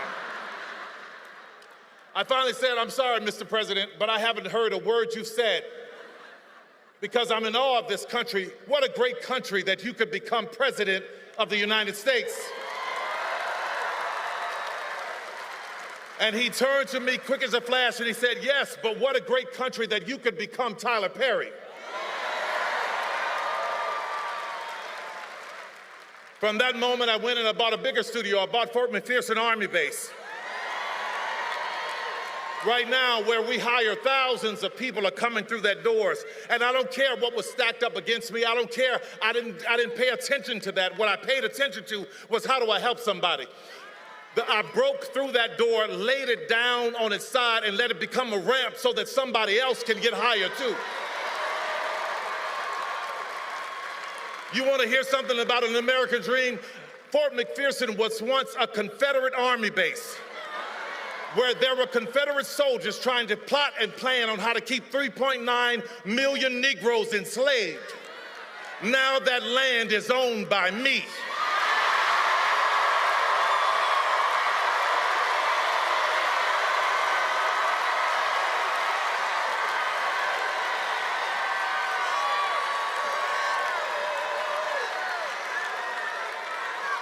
Let's talk about an American dream. It's seniors working so hard and working hard and seniors working hard. And what I realized when I bought it, that seniors around, their taxes were going through the roof. So what I did was, I was like, no, you're not gonna come here and take these seniors' houses. I paid everybody's taxes up for years so that they can keep their houses. When an 85-year-old woman in Coweta County lost her house to a fire and wanted a place for all her grandkids, I rebuilt that house for her. Most recently, I saw in AJC a story where there was a woman who hired this contractor and he gutted her house and left her there with nothing. She was living in a house with no plumbing and no walls for years. I rebuilt that house for her. Why am I telling you this? I'm not telling you this to be bragging. What I'm telling you about it is, what I want you to understand is I have compassion for our seniors. So when a candidate says that we have lowered the cost of insulin to $35 for seniors, that candidate has my vote. I put many kids through college, and recently there was a woman who was murdered by her husband, and she had 3 kids that were of college age. I put all those kids through college. So when I hear a candidate say, we are going to do what we can to reduce student loan debt, that is a candidate that I can stand with. I stand with a candidate who has an American dream for everyone. She stands with us. And she has an American dream for our children. And let me tell you something about the children. I don't know if you remember, but her DNC speech was great, right? But there's a moment that you may have missed. When the cameras were rolling and she was walking around and the balloons are falling and confetti's falling, I'm watching her smile and wave. Her family comes out, but there are 2 little girls on the stage. And I see her constantly making sure they're okay, not getting too close to the edge. That's what you want. See, the little things will tell you about the heart of a person.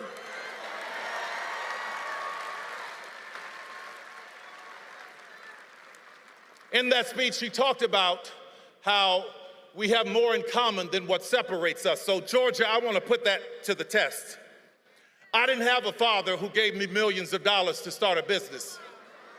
Did you? Didn't think so. My mother didn't have some great legacy, but she taught me how to pray my way through a situation. It sounds like we have that in common. I'm the kind of American that believes in a secure border, but at the same time believes that if anyone is coming seeking legal asylum, our arms should be open to them. I'm the kind of American that believes that if you are running for office, you shouldn't sink and tank a bipartisan bill to help the border so that you could use it for your own glory.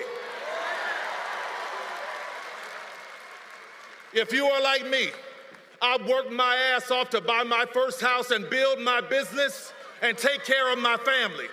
That is the American dream. I believe if you work that hard, and you put into Social Security, when you get to a certain age, that you put in should be there waiting for you because it's yours. I believe that we all should have affordable health care and it not be replaced with the concept of a plan. What the hell?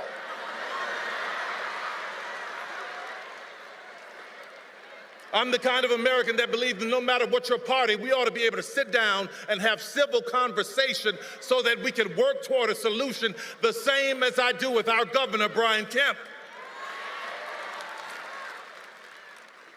I'm the kind of man that believes, I'm the kind of man that believes that the government nor a man should be telling a woman what she can and cannot do with her body.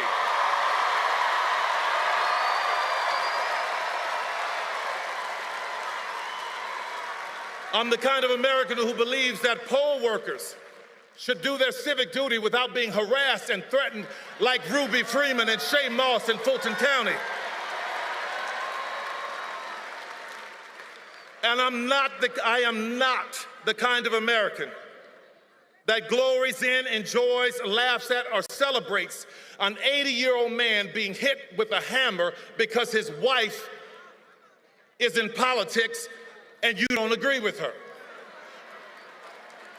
And two things can be true at once. I am not the kind of man that glory in, celebrates, enjoy, or laughs at a 78-year-old former president almost meeting his death at an assassin's bullet in Butler's, Pennsylvania. It's not right. It's about decency, America, and I think you agree with me. But I am the kind of American that believes if you lose an election, that you honor the constitutional, peaceful transfer of power. And judging by your reaction, I believe Kamala is right. We have more in common than what separates us. As I'm closing here, I just want to talk about that quilt that I used to wrap up in my grandmother's car, that quilt that my grandmother gave me. That quilt was a tapestry of beautiful pieces, but I completely ignored it. I didn't think it was worth anything because she had made it from all of these stitches and gave it to me as a gift. And I was walking past this antique store years later, and I saw one in the window, and I go, wow, that's a beautiful quilt. It reminds me of my grandmother. So I walk in, I talk to the lady. She started explaining to me that each patch in that quilt was worth this and meant this because of the woman who made it. So when I think about America, I think about my grandmother's quilt. We are all shapes, sizes, and colors, but we are one.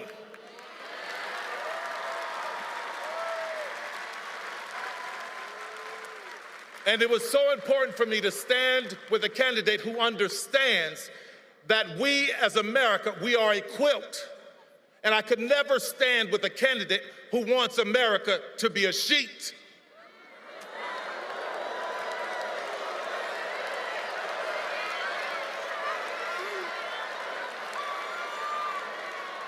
So today, I voted for Kamala Harris.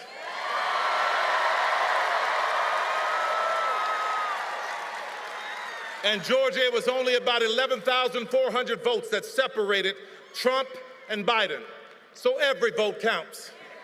So I stand here, full-throated, with my full chest, begging you, imploring you, let's get out and make Kamala Harris the 47th president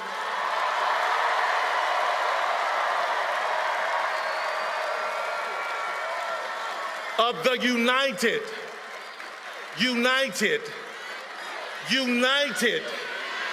States of America. Thank you, everybody. God bless you.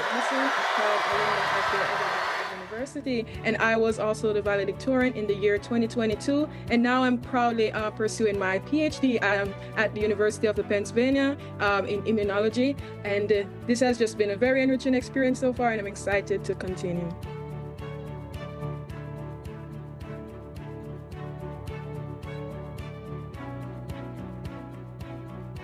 Well, to the first part of that question, Edward Waters University is the first historically Black university in the state of Florida, and I believe that speaks to the excellence and the history of this university. And it drew my interest knowing that it was a small community of Black professors that will just help me to alleviate to the next version of myself. And in addition to that, the experience there, the community and the different co-curricular activities that I was a part of, that shaped my drive in being a better version of myself, where I could work to the full potential of my academic capabilities by being mentored by different people, and also the holistic class environment that I had in the different courses that fueled my interest in wanting to do research going forward.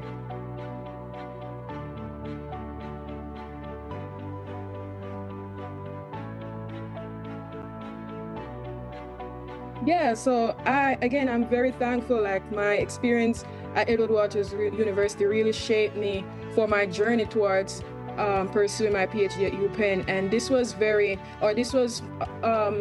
was motivated or was driven by different persons, such as my mentors, specifically Dr. Brian Seymour, who is an immunology professor there, and he was one of the main persons that introduced me to the environment and also shaped my interest in performing or wanting to learn more about immunotherapy. In addition to that, in my first year as a freshman, I was introduced to Foundation for Fortitude, which is an organization that look out for young Black women coming in from different international countries, and also some underprivileged persons who don't have the experience like others to pursue their dreams. And I was mentored by some of the greatest persons I've met in Florida, women who are just very motivational in their efforts to help you to just own your potential and to not be distracted by the noise that surrounds you. And those are two of the most important mentorship kind of platforms that I was a part of. Outside of that, I was also a part of the Trio Society, which really played a good role in my academic strengths. that projected me on this path. In addition to that, just the overall, all the professors there at the Edward Waters University, even the president and his wife, everyone played a vital role in shaping my future so far. And I just want to thank them, because without EWC, I would not be where I am today. So I'm thankful for the opportunity. Folks, we're back at Edward Waters University in Jacksonville. While we are here, President Obama, he's speaking in Atlanta. And so he followed Tyler Perry, who just spoke there. So if you want to see that live stream, we have that stream going on our Black Start Network app, as well as on our YouTube channel as well. And then, of course, we'll be restreaming that entire rally after today's show, and then sharing all of these clips on all of our social media platforms. And so y'all can be sure to check that out. And so we're monitoring the feed as well. And, of course, after he gets done, not sure how long the former president is going to be speaking. Vice President Kamala Harris is going to follow him. And then we'll be carrying her remarks in full. All right, folks, let's talk about the importance of boards. We know that there are a lot of changes happening at HBCUs, and there are some HBCUs that are doing great jobs because they have very supportive boards. There are some other ones that got some serious problem with their boards. And we've discussed that on this show on numerous occasions. Joining us right now, Pamela Prier, Board of Trustee member here, Charles Spencer. We have Dr. Freddie Grooms McClendon, as well as we have Reverend Clarence Williams as well. Everybody, are y'all good? Y'all good? Y'all good? Y'all straight? Y'all feeling good? You awake? I just checked. I did. I call her first. See, you ain't awake. I see right there. See, I call her first. Grab him. Y'all got to grab the microphone. I started this here, so start here. First of all, the responsibility of a board, because there's some folk who don't know what a board is supposed to do. So let's talk about that. How do y'all discuss it? Y'all pick the microphones up now.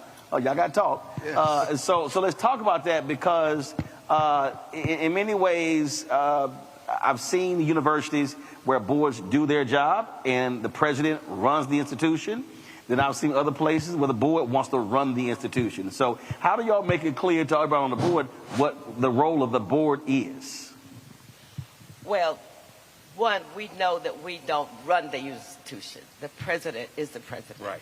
And our job is to support the president and to ensure the best is done for the university. And so we have a very cooperative relationship with the president, and that makes a big difference. And he is very open and sharing information and providing information that we request. So we are supporters, we're fiduciaries of the university. But also, as our wonderful Vice Chair, Jesse Rillier, said eloquently, that the only person that really works for the board is the president. Right. Everyone else is under his direction. Our institution is run by the president. The institution, in terms of fundraising and strategic plan, capital projects, becomes a matter for the board under the direction of the institution's president. And I think we have that clear. Many times people come to us with issues, with problems to a board member, as though we are the father of the president.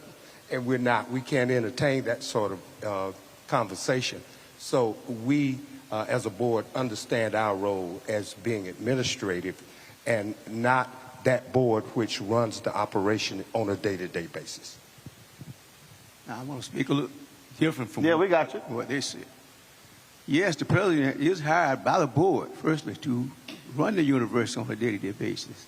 But there are specific things and value, what I call it, that a board member should bring to the board, to the institution. Number one, you should seek out persons who can bring value to the board, knowing what their job is. See, if you don't have the criteria within you to assist and help in the school, it's just like here. We have several committees. Committees actually make up and do the work as it relates to the board and then report back to the board at large. I serve on the Finance Committee. Brother Clarence Williams is chairman of the Finance Committee. It has a big job and responsibility, because out the resources here, you have the finest president in the world, but you can't get anything done. Our president in of himself does a good job in going out bringing financial wherewithal in. He has recruited some board members to bring value. See, to me, if you're a board member just because build up your resume, that doesn't amount to a hill of beans to me. But if you're going to come in and work, and first off, we recruit board members, you come in, there's much work to do here. This is an HBCU, this school here. And we're here today to talk about this school, I think, as well as other HBCUs. Did a little research. Yeah, hold on, Pam, I ain't finished. There's 107 HBCUs. She's about to say, you almost finished. Go ahead. This is my good buddy here, so she can't stop me. She gonna cut you. All She right. ain't gonna cut me. And you ain't gonna cut me. There's 107 HBUs in the continental United States. I think a lot of people don't even know that. So there's a different type of trustee, I think, that's needed. Because if you can't bring no financial or value or assistance through yourself or the ability to be able to go out and get resources to bring to the institution, then you're not helping the institution. Right. We have corporate governance committee. I'm on not corporate governance. We have the audit committee, which we had an excellent audit report from our auditors about 3 weeks ago, I think it was. And he said this institution right now, where we are operating, is far and above the majority of the ones out there. Corporations, private, public schools like this or what have you. So that's great. But we applaud the president in that because he's a day-to-day person, as already been stated. But to me, a board member has to bring value to the table. See, the reason I asked that question, Pamela, because, again, this is the 60th HBCU I've been to.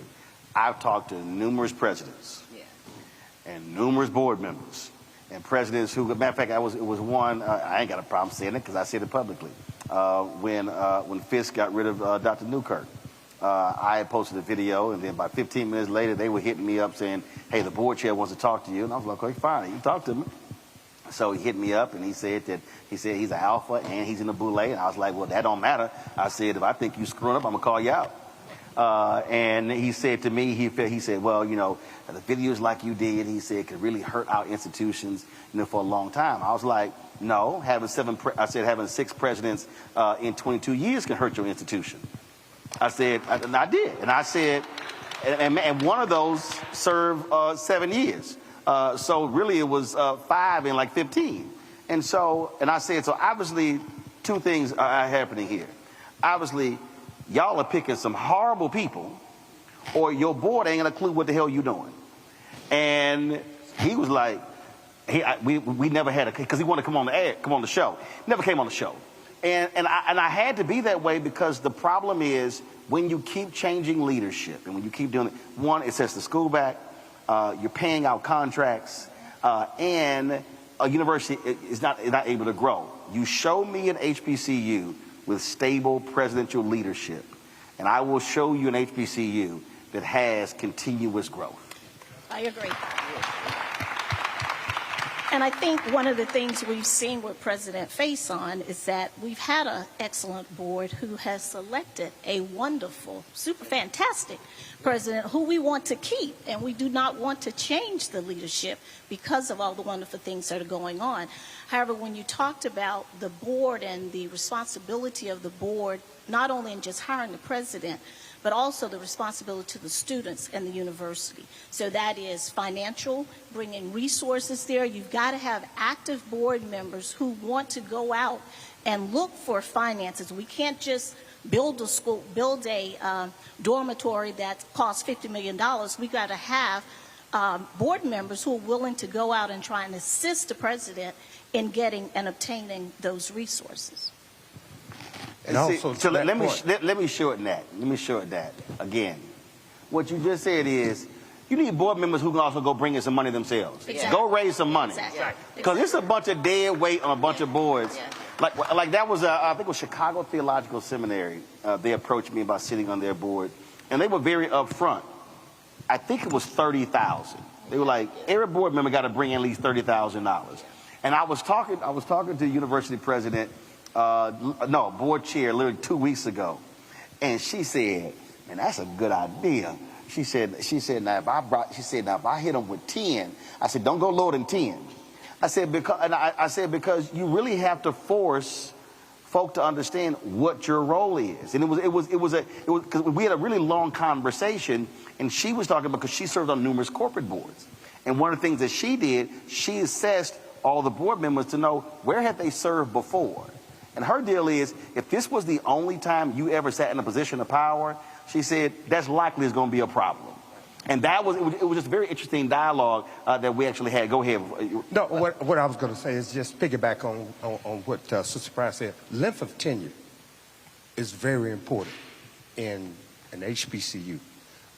The ability and the opportunity to have continuity between the staff, for him to build his executive team, and for the school and for the students and all of the staff members to feel comfortable that they're not going to see a new boss every 18 months. Right. So it incumbents us as a board then to make sure we have in place a compensation package and a benefit package that illustrates our desire to have our president here and to compensate him in a way where when these vultures start flying around, he is well alive and not on a vine dying, ready to be gobbled up by someone who has the money to pay him.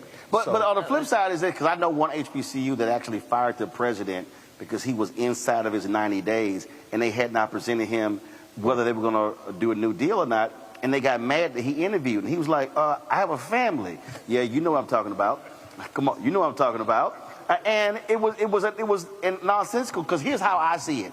If I'm a HBCU board member, I would hope some other schools are trying to come after my president. Right. Now, if I got a president, ain't nobody trying to recruit, I'm scared as hell.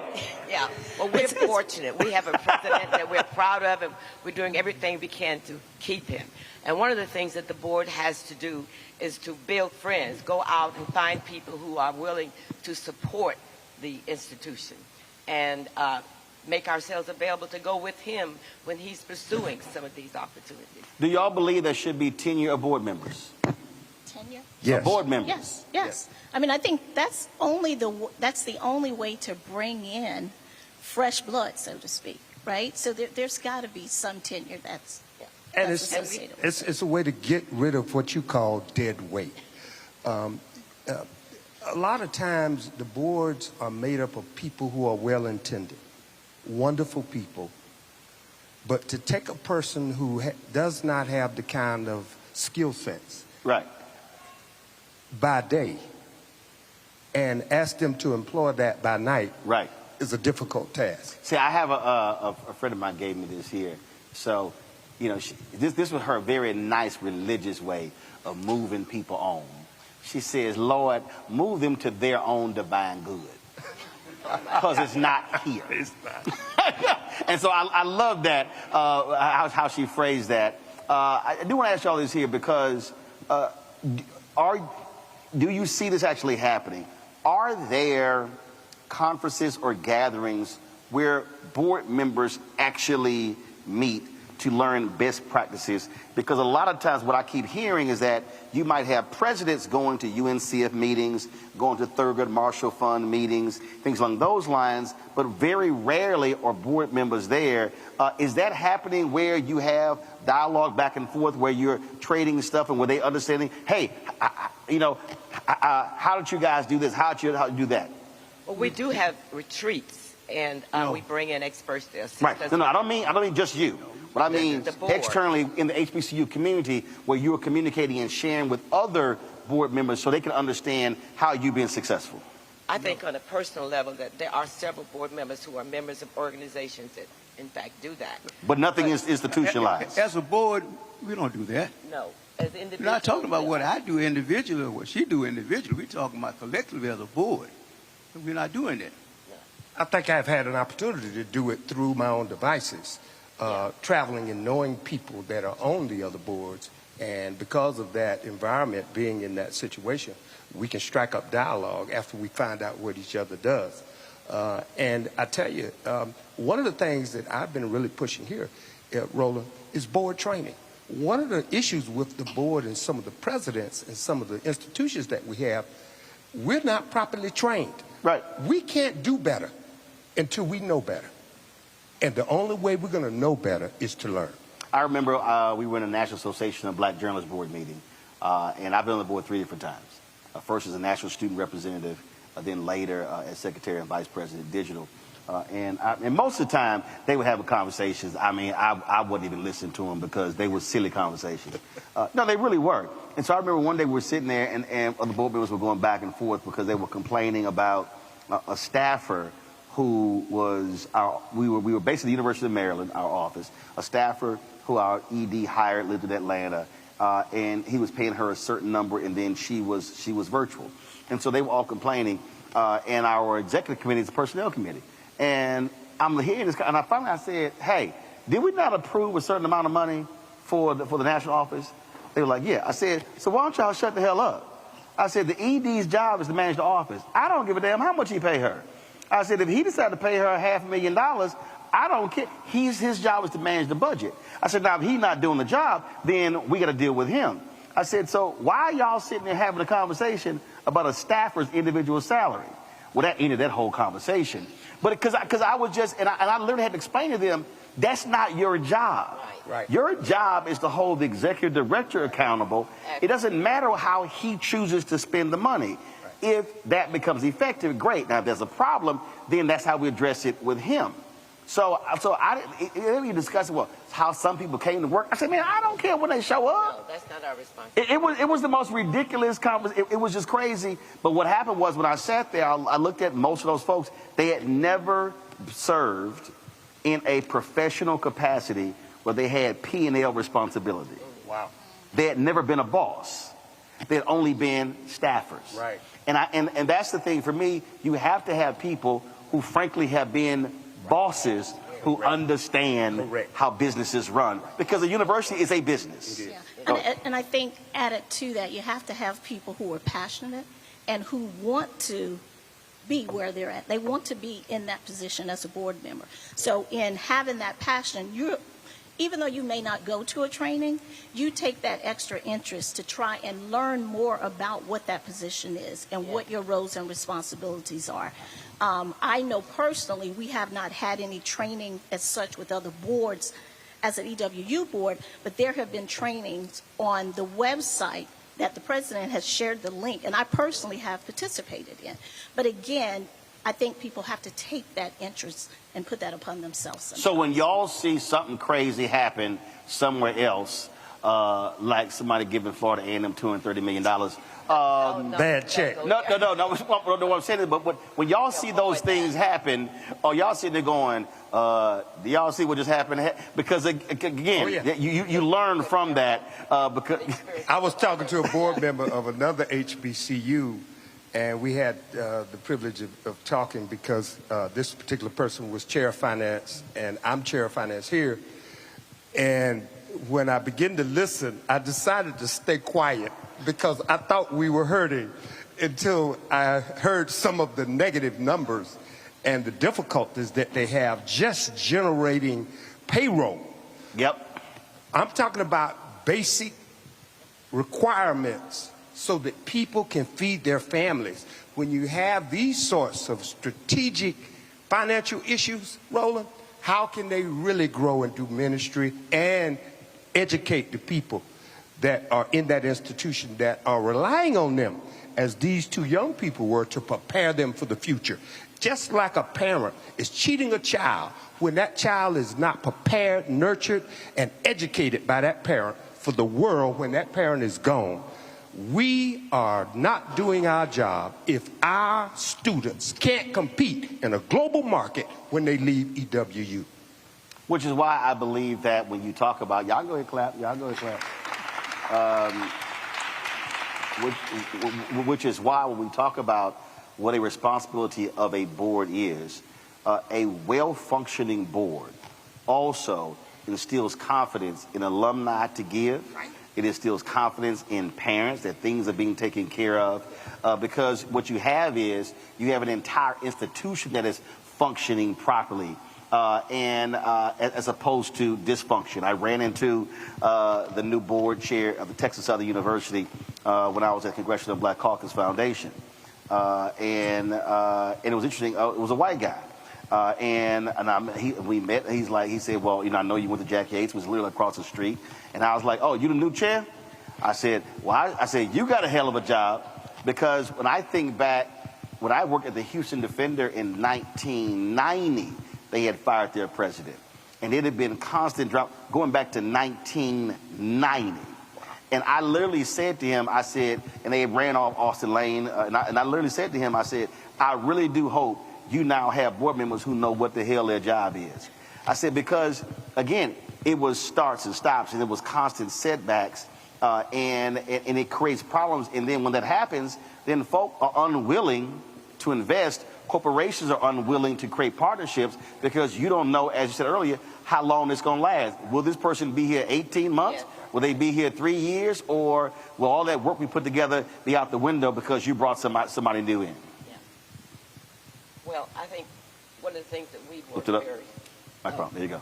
One of the things we're very careful about in selecting a president is to look at the experience that that person's had and look at the objectives that we had and that were in common with his or hers, and be careful in the selection. And we were fortunate.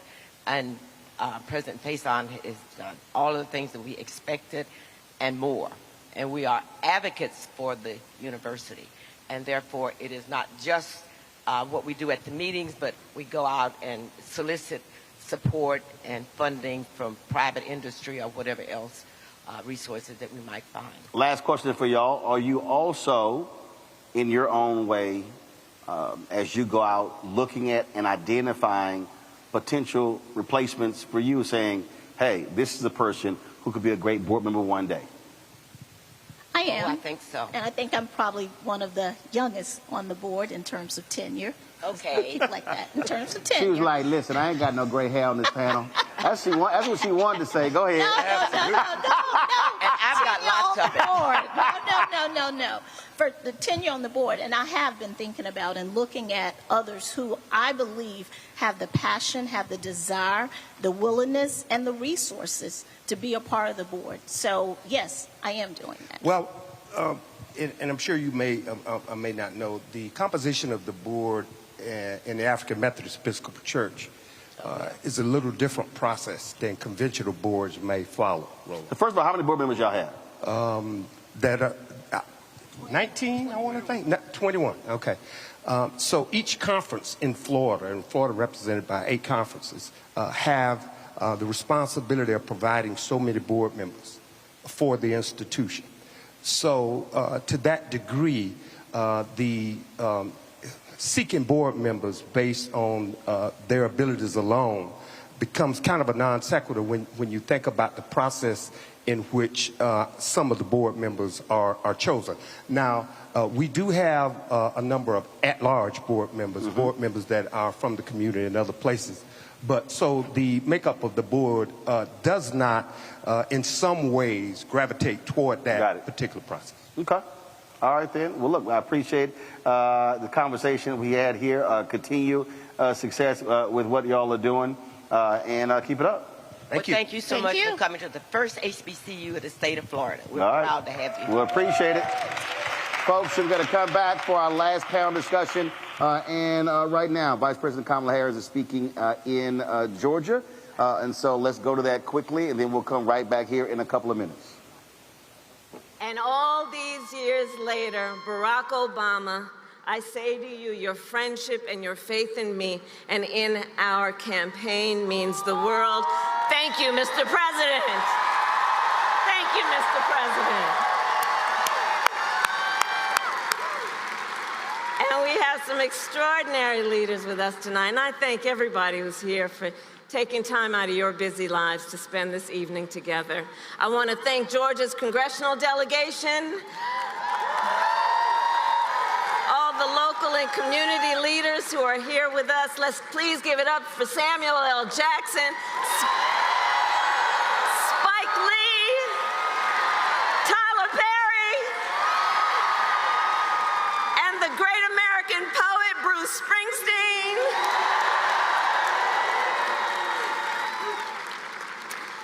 So Atlanta, before I was Vice President of the United States, before I was a United States Senator, and before that, a 2-term Attorney General for the state of California.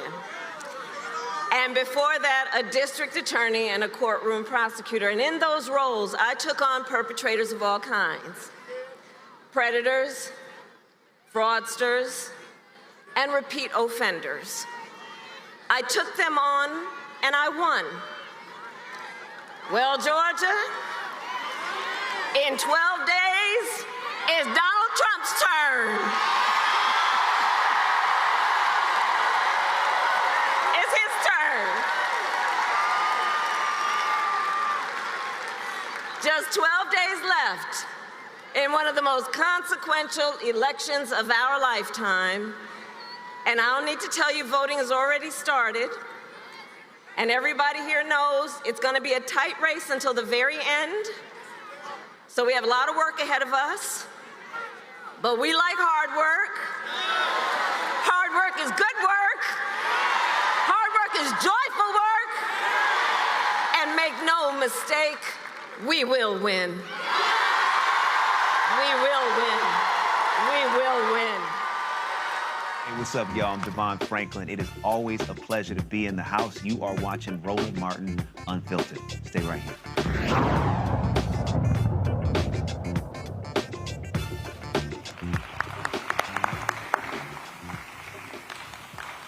All right, folks, welcome back to Edward Waters University here in Jacksonville, Florida. Vice President Kamala Harris speaking there in Atlanta. Again, if you want to see our full speech, go to our live stream that's happening on our YouTube channel, the Black Star Network app. And as I said, we'll be restreaming that later as well. Our final panel here, Reverend Dr. R.B. Holmes, who's also a Board of Trustees member here. We have Reverend Dr. Edward Wheeler, and then Reverend Mark Griffin, pastor of Wayman Temple. How we doing? Doing fine. All right, so I saw this video earlier this week, and I had to see this, and there's a reason I wanted a pastor's panel, because I don't know if y'all saw this video of this crazy, deranged fool who had the audacity to challenge the black church when it comes to this election. And so, the look on his face like, yeah, I saw that video. So y'all go ahead and roll Donnie Swaggart, who is the son of Jimmy. It's a whole lot I can say.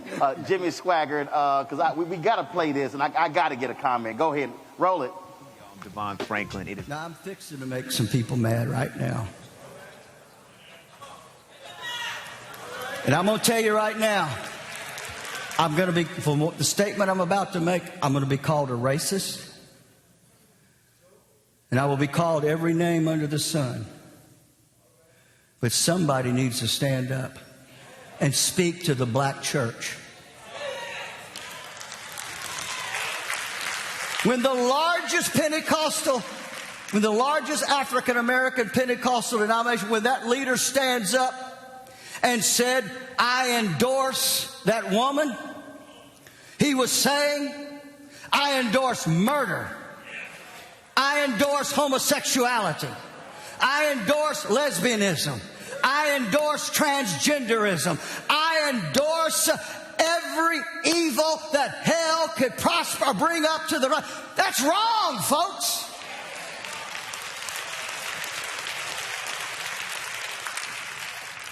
And the black church votes predominantly for the party that is anti-God.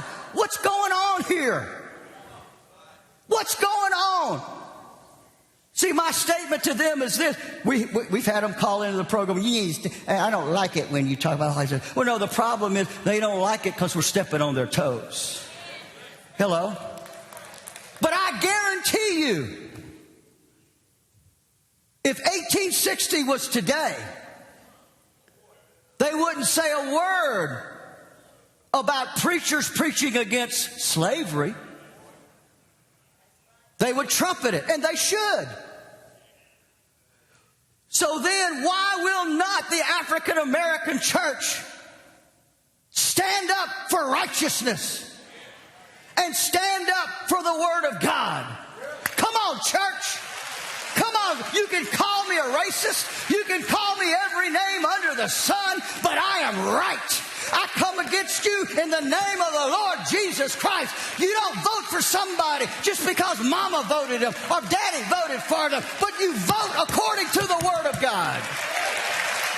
Come out from among them and be ye separate, says the Lord. I'm enough of hearing him. Go right ahead. Yeah, Fred, let me, I'm about to speak in tongues, so let me get what we're not going to have is white theology trying to articulate to a black church our morals, our culture, our history, and our faith. You are racist. It is about white nationalism. I'm a pastor, member of this board, on a newspaper, a radio station, and our black newspaper. Over 1,000 black pastors in the state of Florida have endorsed Kamala Harris to be the next president of the United States of America. Now, to get thousands of black pastors to sign off, to say, I'm not afraid of Trumpism, I'm not afraid of what they may say about me. The black church was born in slavery. The black church understands the power of black theology and liberation theology, and he cannot lecture me. If you want to talk about demons and dragons, and what Trump represents is the Antichrist. And they're against everything that we stood for. When you try to tell us that Project 2025 is from the Lord, I'm telling you it's straight from hell. Because in the state of Florida, Project 2025 is being implemented right in this state. Anti-black, anti-books, anti-right, anti-Mickey Mouse. I didn't mean to do that, my friend. So let me just say this. No, go right ahead. Go ahead. It's called Roland Martin Unfiltered. The power of the black church. If we cannot rise in a time like this, we were never going to rise. This is a defining moment, not only for black folk, but for clear-thinking white people. This is our time. And I'm not going to be an Uncle Tom preacher who received my resource from black folk and scared to settle for black folk. The devil is a liar. I salute my frat brother, and I greet my frat brother. I was trained as a church historian. I am revolted and disgusted by the son of a man who condemned other folk and then did the same thing himself. I will not be lectured by the great-great-grandsons of white preachers that told black folk slavery was ordained by God and you ought to be happy to be a slave. I will not be lectured and taunted and dismissed by white preachers who refuse to understand my dignity and my culture and only want to recognize me when I emulate them. The black church at its best has always been an institution for liberation of black folk and all folk. Our doors have always been open to anybody who wanted to come in. Our faith has always been about love, about loving folk enough to hold them accountable for their disrespect of God's creation of black folk. I serve a God who created me in God's own image and gave me the right to decide what I would do with my life. I'm grateful that I had a praying mama. I'm grateful I had a father who was light-skinned and decided he was going to continue to identify as a black man because his daddy was the only black person in the town he was raised up in upstate New York. I stand in a tradition of black folk who lifted black people up because they understood the God they served was concerned about who they were. I serve a nappy-headed, bronze-skinned Jesus. We're here in North Africa. Who died on a cross that I can have life more fully. And I will not allow somebody who denies the truth of the matter. He would rather have somebody with 34 felony convictions for an innumerable number of other court cases waiting on him, who has been sued over 4,000 times in his lifetime, who gets off a bus, talks about putting Tic Tacs in his mouth, and grabbing a woman in her private parts. That is what he wants as president?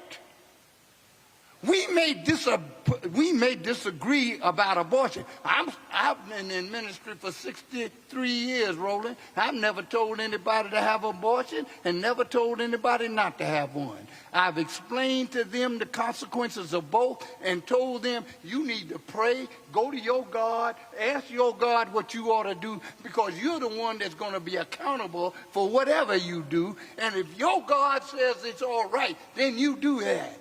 Because they don't even understand it in Orthodox Judaism. The child is not a child until they're born, until they are birthed.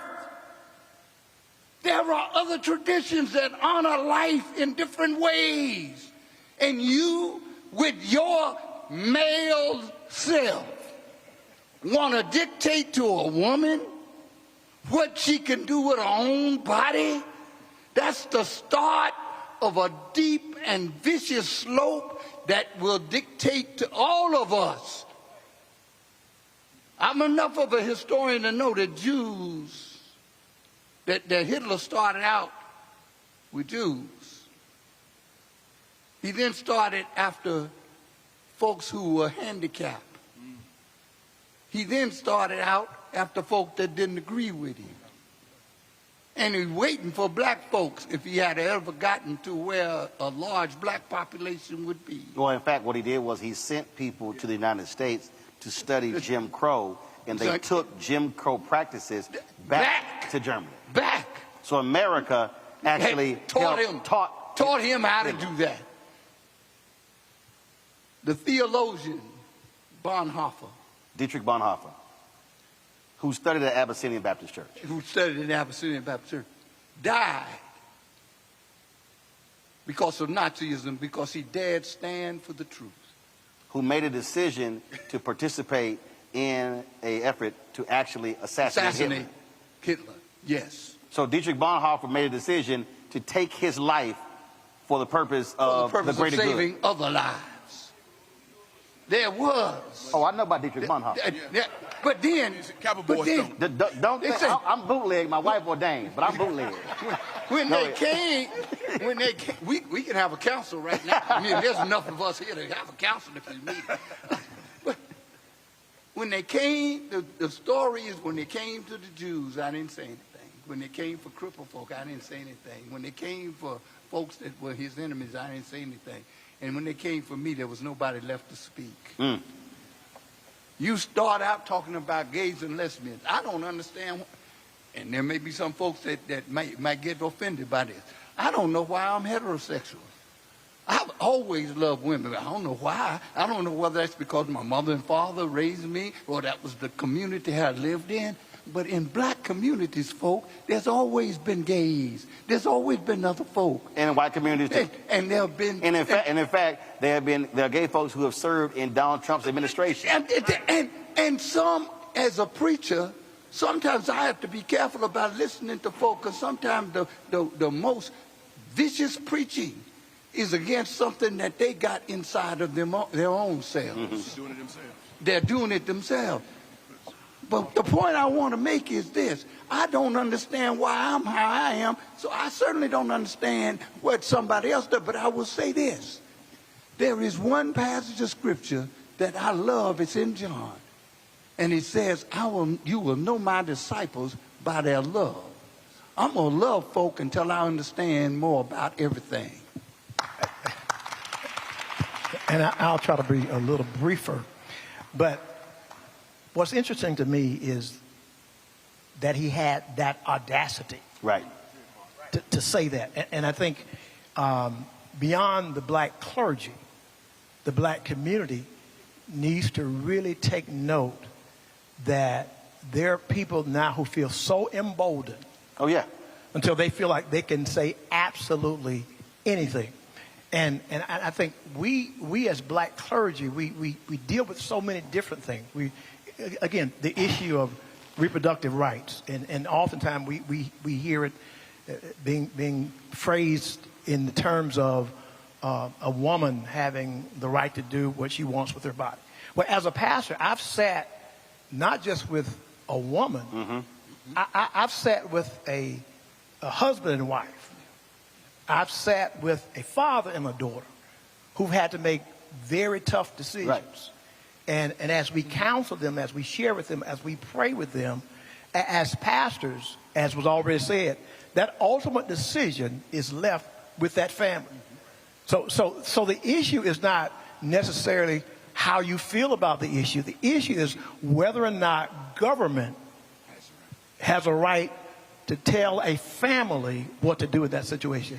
If the church doesn't have that right, then why should the government? And so I think we really have to be careful that we don't miss the fact that in many cases the white evangelical church has become almost another political party. Well, the reason why I wanted to play that, because first of all, if you want to show the sheer stupidity of Donnie Swaggart, when he says first the black church, coming out of his mouth, the reason there is a black church is because black people could not go to white churches. So he can't even understand the roots of Christianity in America by saying the reason there is a separate black church and white church is because of racism, is because of their views. The second thing is, it's interesting when I listened to him, and again, when I first heard it, the reason I had to laugh at the sheer stupidity, because he is condemning by saying, well, the black church is supporting death. In 60 years of the presidency, there have only been 3 federal executions in 60 years. There were none under Obama, Biden. Trump gets in. There were 13 federal executions in 6 months. So when I listen to conservative white evangelicals also talk about the Catholic Church is adamantly opposed to abortion. But the Catholic Church is also adamantly opposed to the death penalty. Now, you notice you never hear the Donnie Swaggarts of the world talk about the death penalty, which I'm like, because again, and then when they talk about being pro-life, that was a clip when I went off on a Republican last year that has probably gotten about 20, 30 million views when I had to explain to her the difference between anti-abortion and pro-life. So I would say to a Swaggart, I don't want to hear you calling the black church out about the issue of abortion when y'all oppose Medicaid expansion. When you oppose the Affordable Care Act, also called Obamacare. That's also life. You can't oppose Head Start. That's also life. I don't recall seeing Donnie Swaggart at any protest when an unarmed black man got shot by a cop. That's life. I literally don't recall them also fighting for the crisis in black maternal health in this country. And so when I listen to all of that nonsense, it's like you want us to buy into that, but the same individuals also are not speaking up for black institutions, because when you talk about who they first came for, these are the very same people who targeted affirmative action in colleges. They targeted the Fearless Fund in Atlanta. And yes, they also will be targeting HBCUs because they already are saying it, oh, we shouldn't have separate education, without even realizing that HBCUs were accepted, to your point about the black church, were accepting white folks when white institutions were not accepting black folks. And so Adonis swaggered, and then, but the greatest piece for me is you are trying to call the black church out when you are supporting somebody who cheated on his first wife for the second with the third, slept with a porn star, paid her off, got sued. Then you have been also found liable for sexual assault. You've defamed her. You got to keep paying it. And who told 30,000 lies when he was in the White House, 50 lies in the first debate with Biden, 30 lies in the next debate with Vice President Kamala Harris, a man who lies about lies. And so you literally have the most corrupt, evil, lying, narcissistic insurrectionist. And then you want to call out the black church? And no one has checked him on any of that. No one has called Donald Trump on that side. Exactly. On right, that because side. they make excuses. Like, please, Donnie Swagger, show me that sermon where you held Trump to task and said, Trump, you should stop insulting black women the way you did.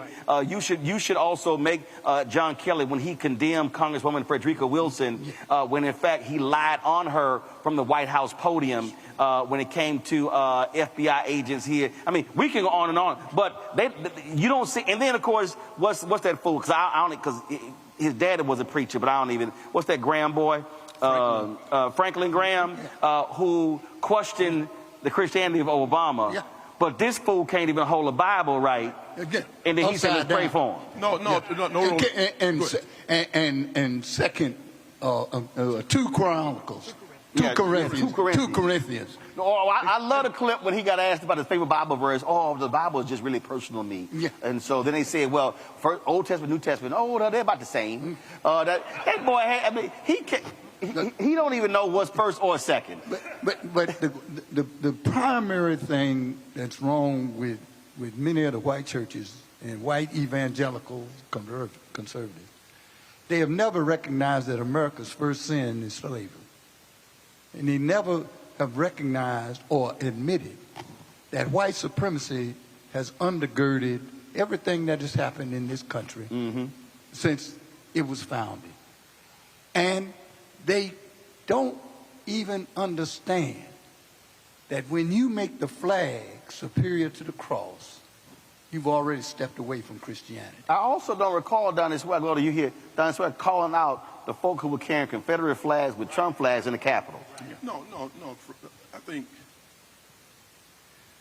you got a guy who's running for president who get on a national platform and talk about honor Palmer private parts.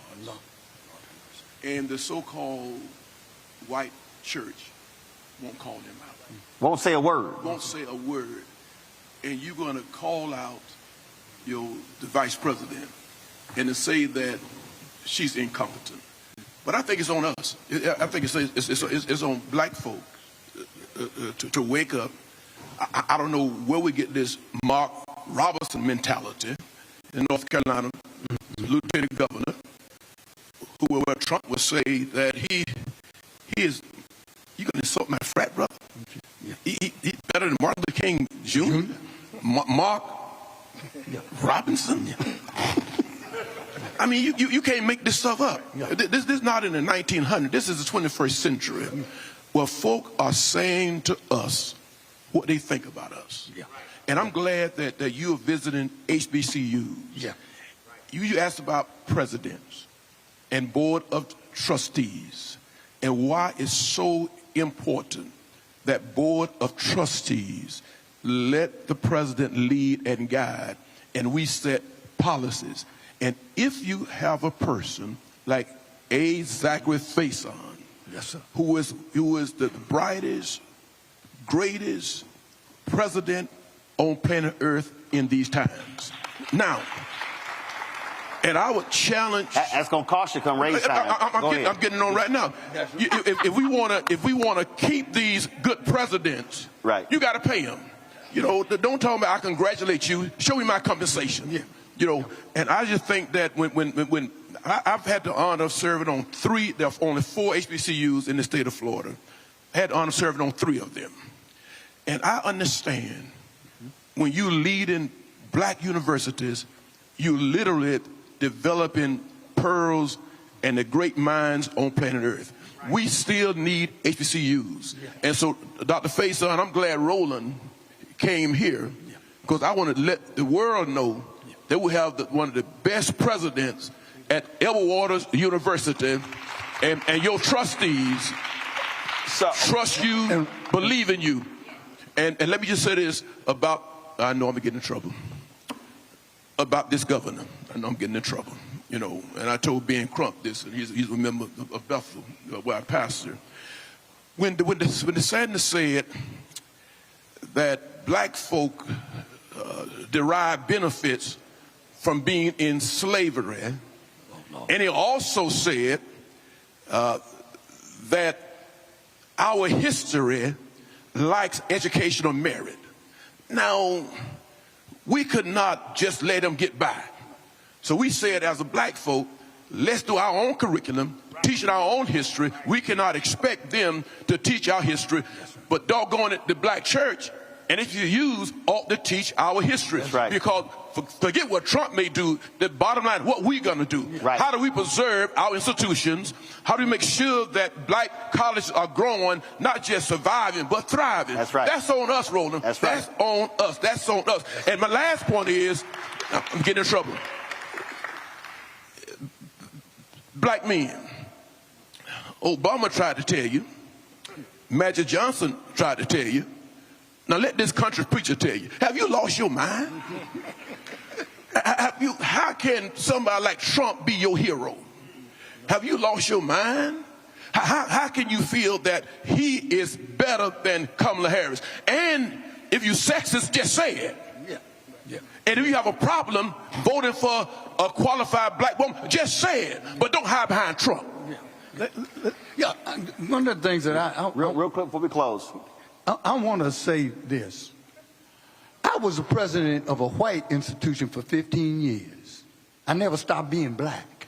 I was judged by a different standard. And I stayed there longer than any other president. And when I walk out the door, I got an honorary degree. Thank you very much. What I'm saying about this president, this man has vision, he has energy, he has integrity, and he's operating in a way that I have compared him to Dr. Benjamin Elijah Mays and his wife to Mrs. Mays, Mrs. Sadie Mays. I'm a Morehouse graduate. And I don't compare anybody to Dr. Mays and Sadie Mays, but A. Zachary Faison and Tyson Faison, that's as close as I've ever seen. That is a model for everybody for leadership. And we better be real glad we've got him, and we better do everything we can to keep him, because everybody else wants the same thing. Final comment. Final comment, going back to that clip as it relates to the black church. I think it's interesting that he would even challenge the black church. It talks about the power that we have. If we had no power, he would not have addressed us. When it comes to COVID testing, when it came to all the issues that we have to deal with as a community, it always comes back to the black church. When it comes to employment, it comes back to the black church. And so I think our people have to understand that in times of crisis, it is the black church that people have always come to. And so we have to be careful that we don't let this soundbite, first of all, turn us off from voting. In my congregation, as a proud AME pastor, we've always had a third-party voter registration organization. So not only in our ministry, but when there are community events that are going on, we will take our organization, we will go out and make sure we're registering people to vote. And so I just want black people, particularly, to understand the importance of not allowing that type of clip to cause you to become so jaded about the process that you don't get out the vote. So maybe his goal was to get under our skins to the point over the next 12 days, perhaps, we won't vote.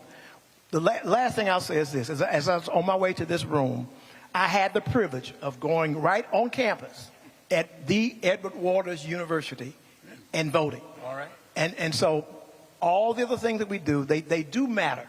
But what matters the most is that we go out and vote. And the choice is clear. He's talking about policies, but then you have a person that has violated perhaps every Christian principle known to man. And so if you are a Christian, there's only one way you can vote, and that's for the one who is Kamala a Christian. Harris. Kamala Harris. Well, look, I believe in also confronting folk. So I would love nothing better than to see, because he in Baton Rouge, I would love nothing better to see 50 to 100 pastors roll up in that church and sit on the front row and stare that fool down and then say, we gonna have a conversation when you done, since you got something to say. So since he want to call the black church, I said the black church need to go to him and say, oh, you had something to say? Well, we here. Let's go. And matter of fact, we ain't going to speak privately. I will be happy to live stream it. Now, make it public since you want to run your mouth publicly. That's just where I come from, but that's just me. I'm a little different than like that. So let me thank y'all for being here as well. I appreciate it. Let me thank everybody who's been on all of our panels. We've had a fantastic show here. Lots of great conversation from so many folks. Please, folks, understand, and we've done this all around the country. I mean, we've been to numerous campuses. We broadcast from University of Arkansas Pine Bluff. We've been at Texas Southern University. We've been at so many different places. And one of the reasons why I launched this show on this network, because this doesn't happen in terms of being able to tell our story in the way that we do. But the second thing that also has to happen is, and Pastor talked about it, we also have to understand why we must support black institutions. I have so many people who they talk about, man, well, we need this and we need that. I then follow up, well, then how are you supporting us in doing that? Just the other day when I was on the road, literally it was a couple of guys came up to me and handed me their contributions to our fan club because they said, hey, we support this show. And the reason that is so important is because if you look at what's happening out here, even when you look at the CNN debate the other night, when you look at these things that are happening, there are so many issues that are not being talked about. Now all these networks, left and right, are trying to talk to black men. And we've been having black men on this show since we launched 6 years ago. The issues with the Democratic Party and black men, I have been talking about since 2012. All the rest of these folk all of a sudden figured it out after Obama made his comments. And so what we have to understand is that our future literally is in peril when we don't support. Y'all heard me say this numerous times, that when you look at black-owned media, we do not have the same level of black-owned media today that we had 10, 20, 30 years ago. Ebony pretty much is not, they're still around, but it ain't even close to what it used to be. Jet's not there. Essence is not what it used to be. Black Enterprise is an event company. They barely really do cover business news. You look at the decrease in black radio. You look at BET, no longer black owned, but they got a monthly magazine show, news show, not even daily or weekly. TV One has no news. We can go on and on and on. And so we've got to have places where we are centered. We're not part of the conversation. We are the conversation. So that's one of the reasons why we launched this show and this network, to be able to do this, because there's so many issues being talked about. And I can guarantee y'all, it's some HBCU board members out there who heard that previous conversation, and they know I was talking about them. And y'all know I ain't got a problem name-checking people who have issues, because their actions are also hurting our institutions. And so we got to be able to have these honest conversations. And so we appreciate being here on the campus. I appreciate First Lady hooking up with the swag. She came back. She's like, all right, and y'all know it'd take a hell of a whole lot to get me in some purple. So thank goodness y'all colors are purple and orange. Because if y'all were purple and gold, ain't no way in hell I'll be wearing this. I'm just letting y'all know. But she did come out with a black and gold sweater. It was a little warm to wear that. But I saw that. I was like, so I wouldn't mind if y'all change y'all colors to black and gold. I'm just saying there'll be no objections from this part of the show. And so we appreciate that. We appreciate the conversation.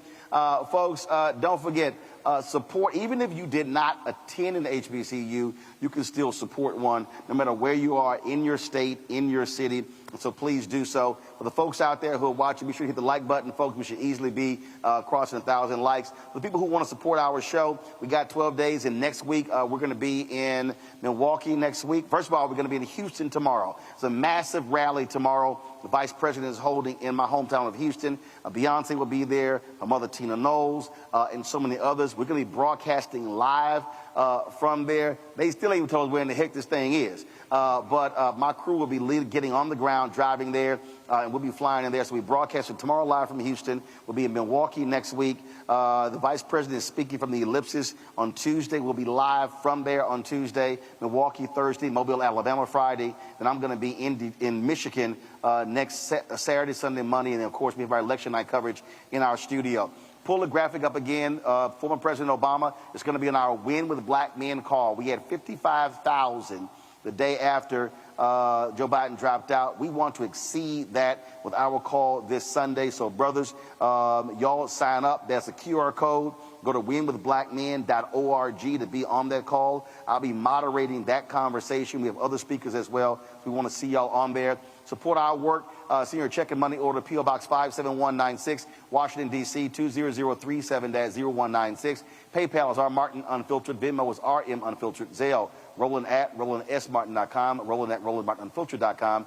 Download the Black Star Network app, Apple phone, Android phone, Apple TV, Android TV, Roku, Amazon Fire TV, Xbox One, Samsung Smart TV. Be sure to get a copy of my book, White Fear, How the Browning of America is Making White Folks Lose Their Minds. Available at bookstores nationwide, including Barnes & Noble, Target, Indie Books. You can also get the audio version on Audible as well. And so, folks, that is it from us from Edward Waters University in Jacksonville, Florida. Band, take us home. I'll see y'all tomorrow. Holla!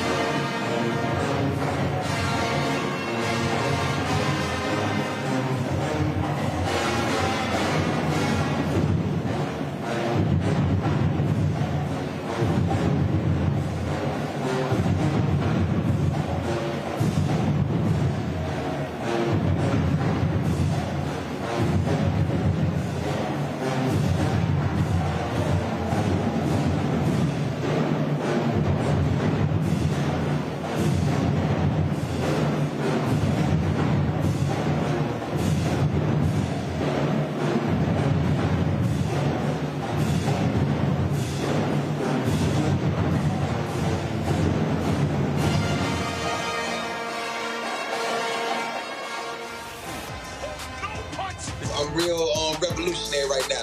Thank you for being the voice of Black America. All momentum we have now, we have to keep this going. The video looks phenomenal. See, there's a difference between Black Star Network and Black-owned media and something like CNN. You can't be Black-owned media and be scared. It's time to be smart. Bring your eyeballs home. You dig?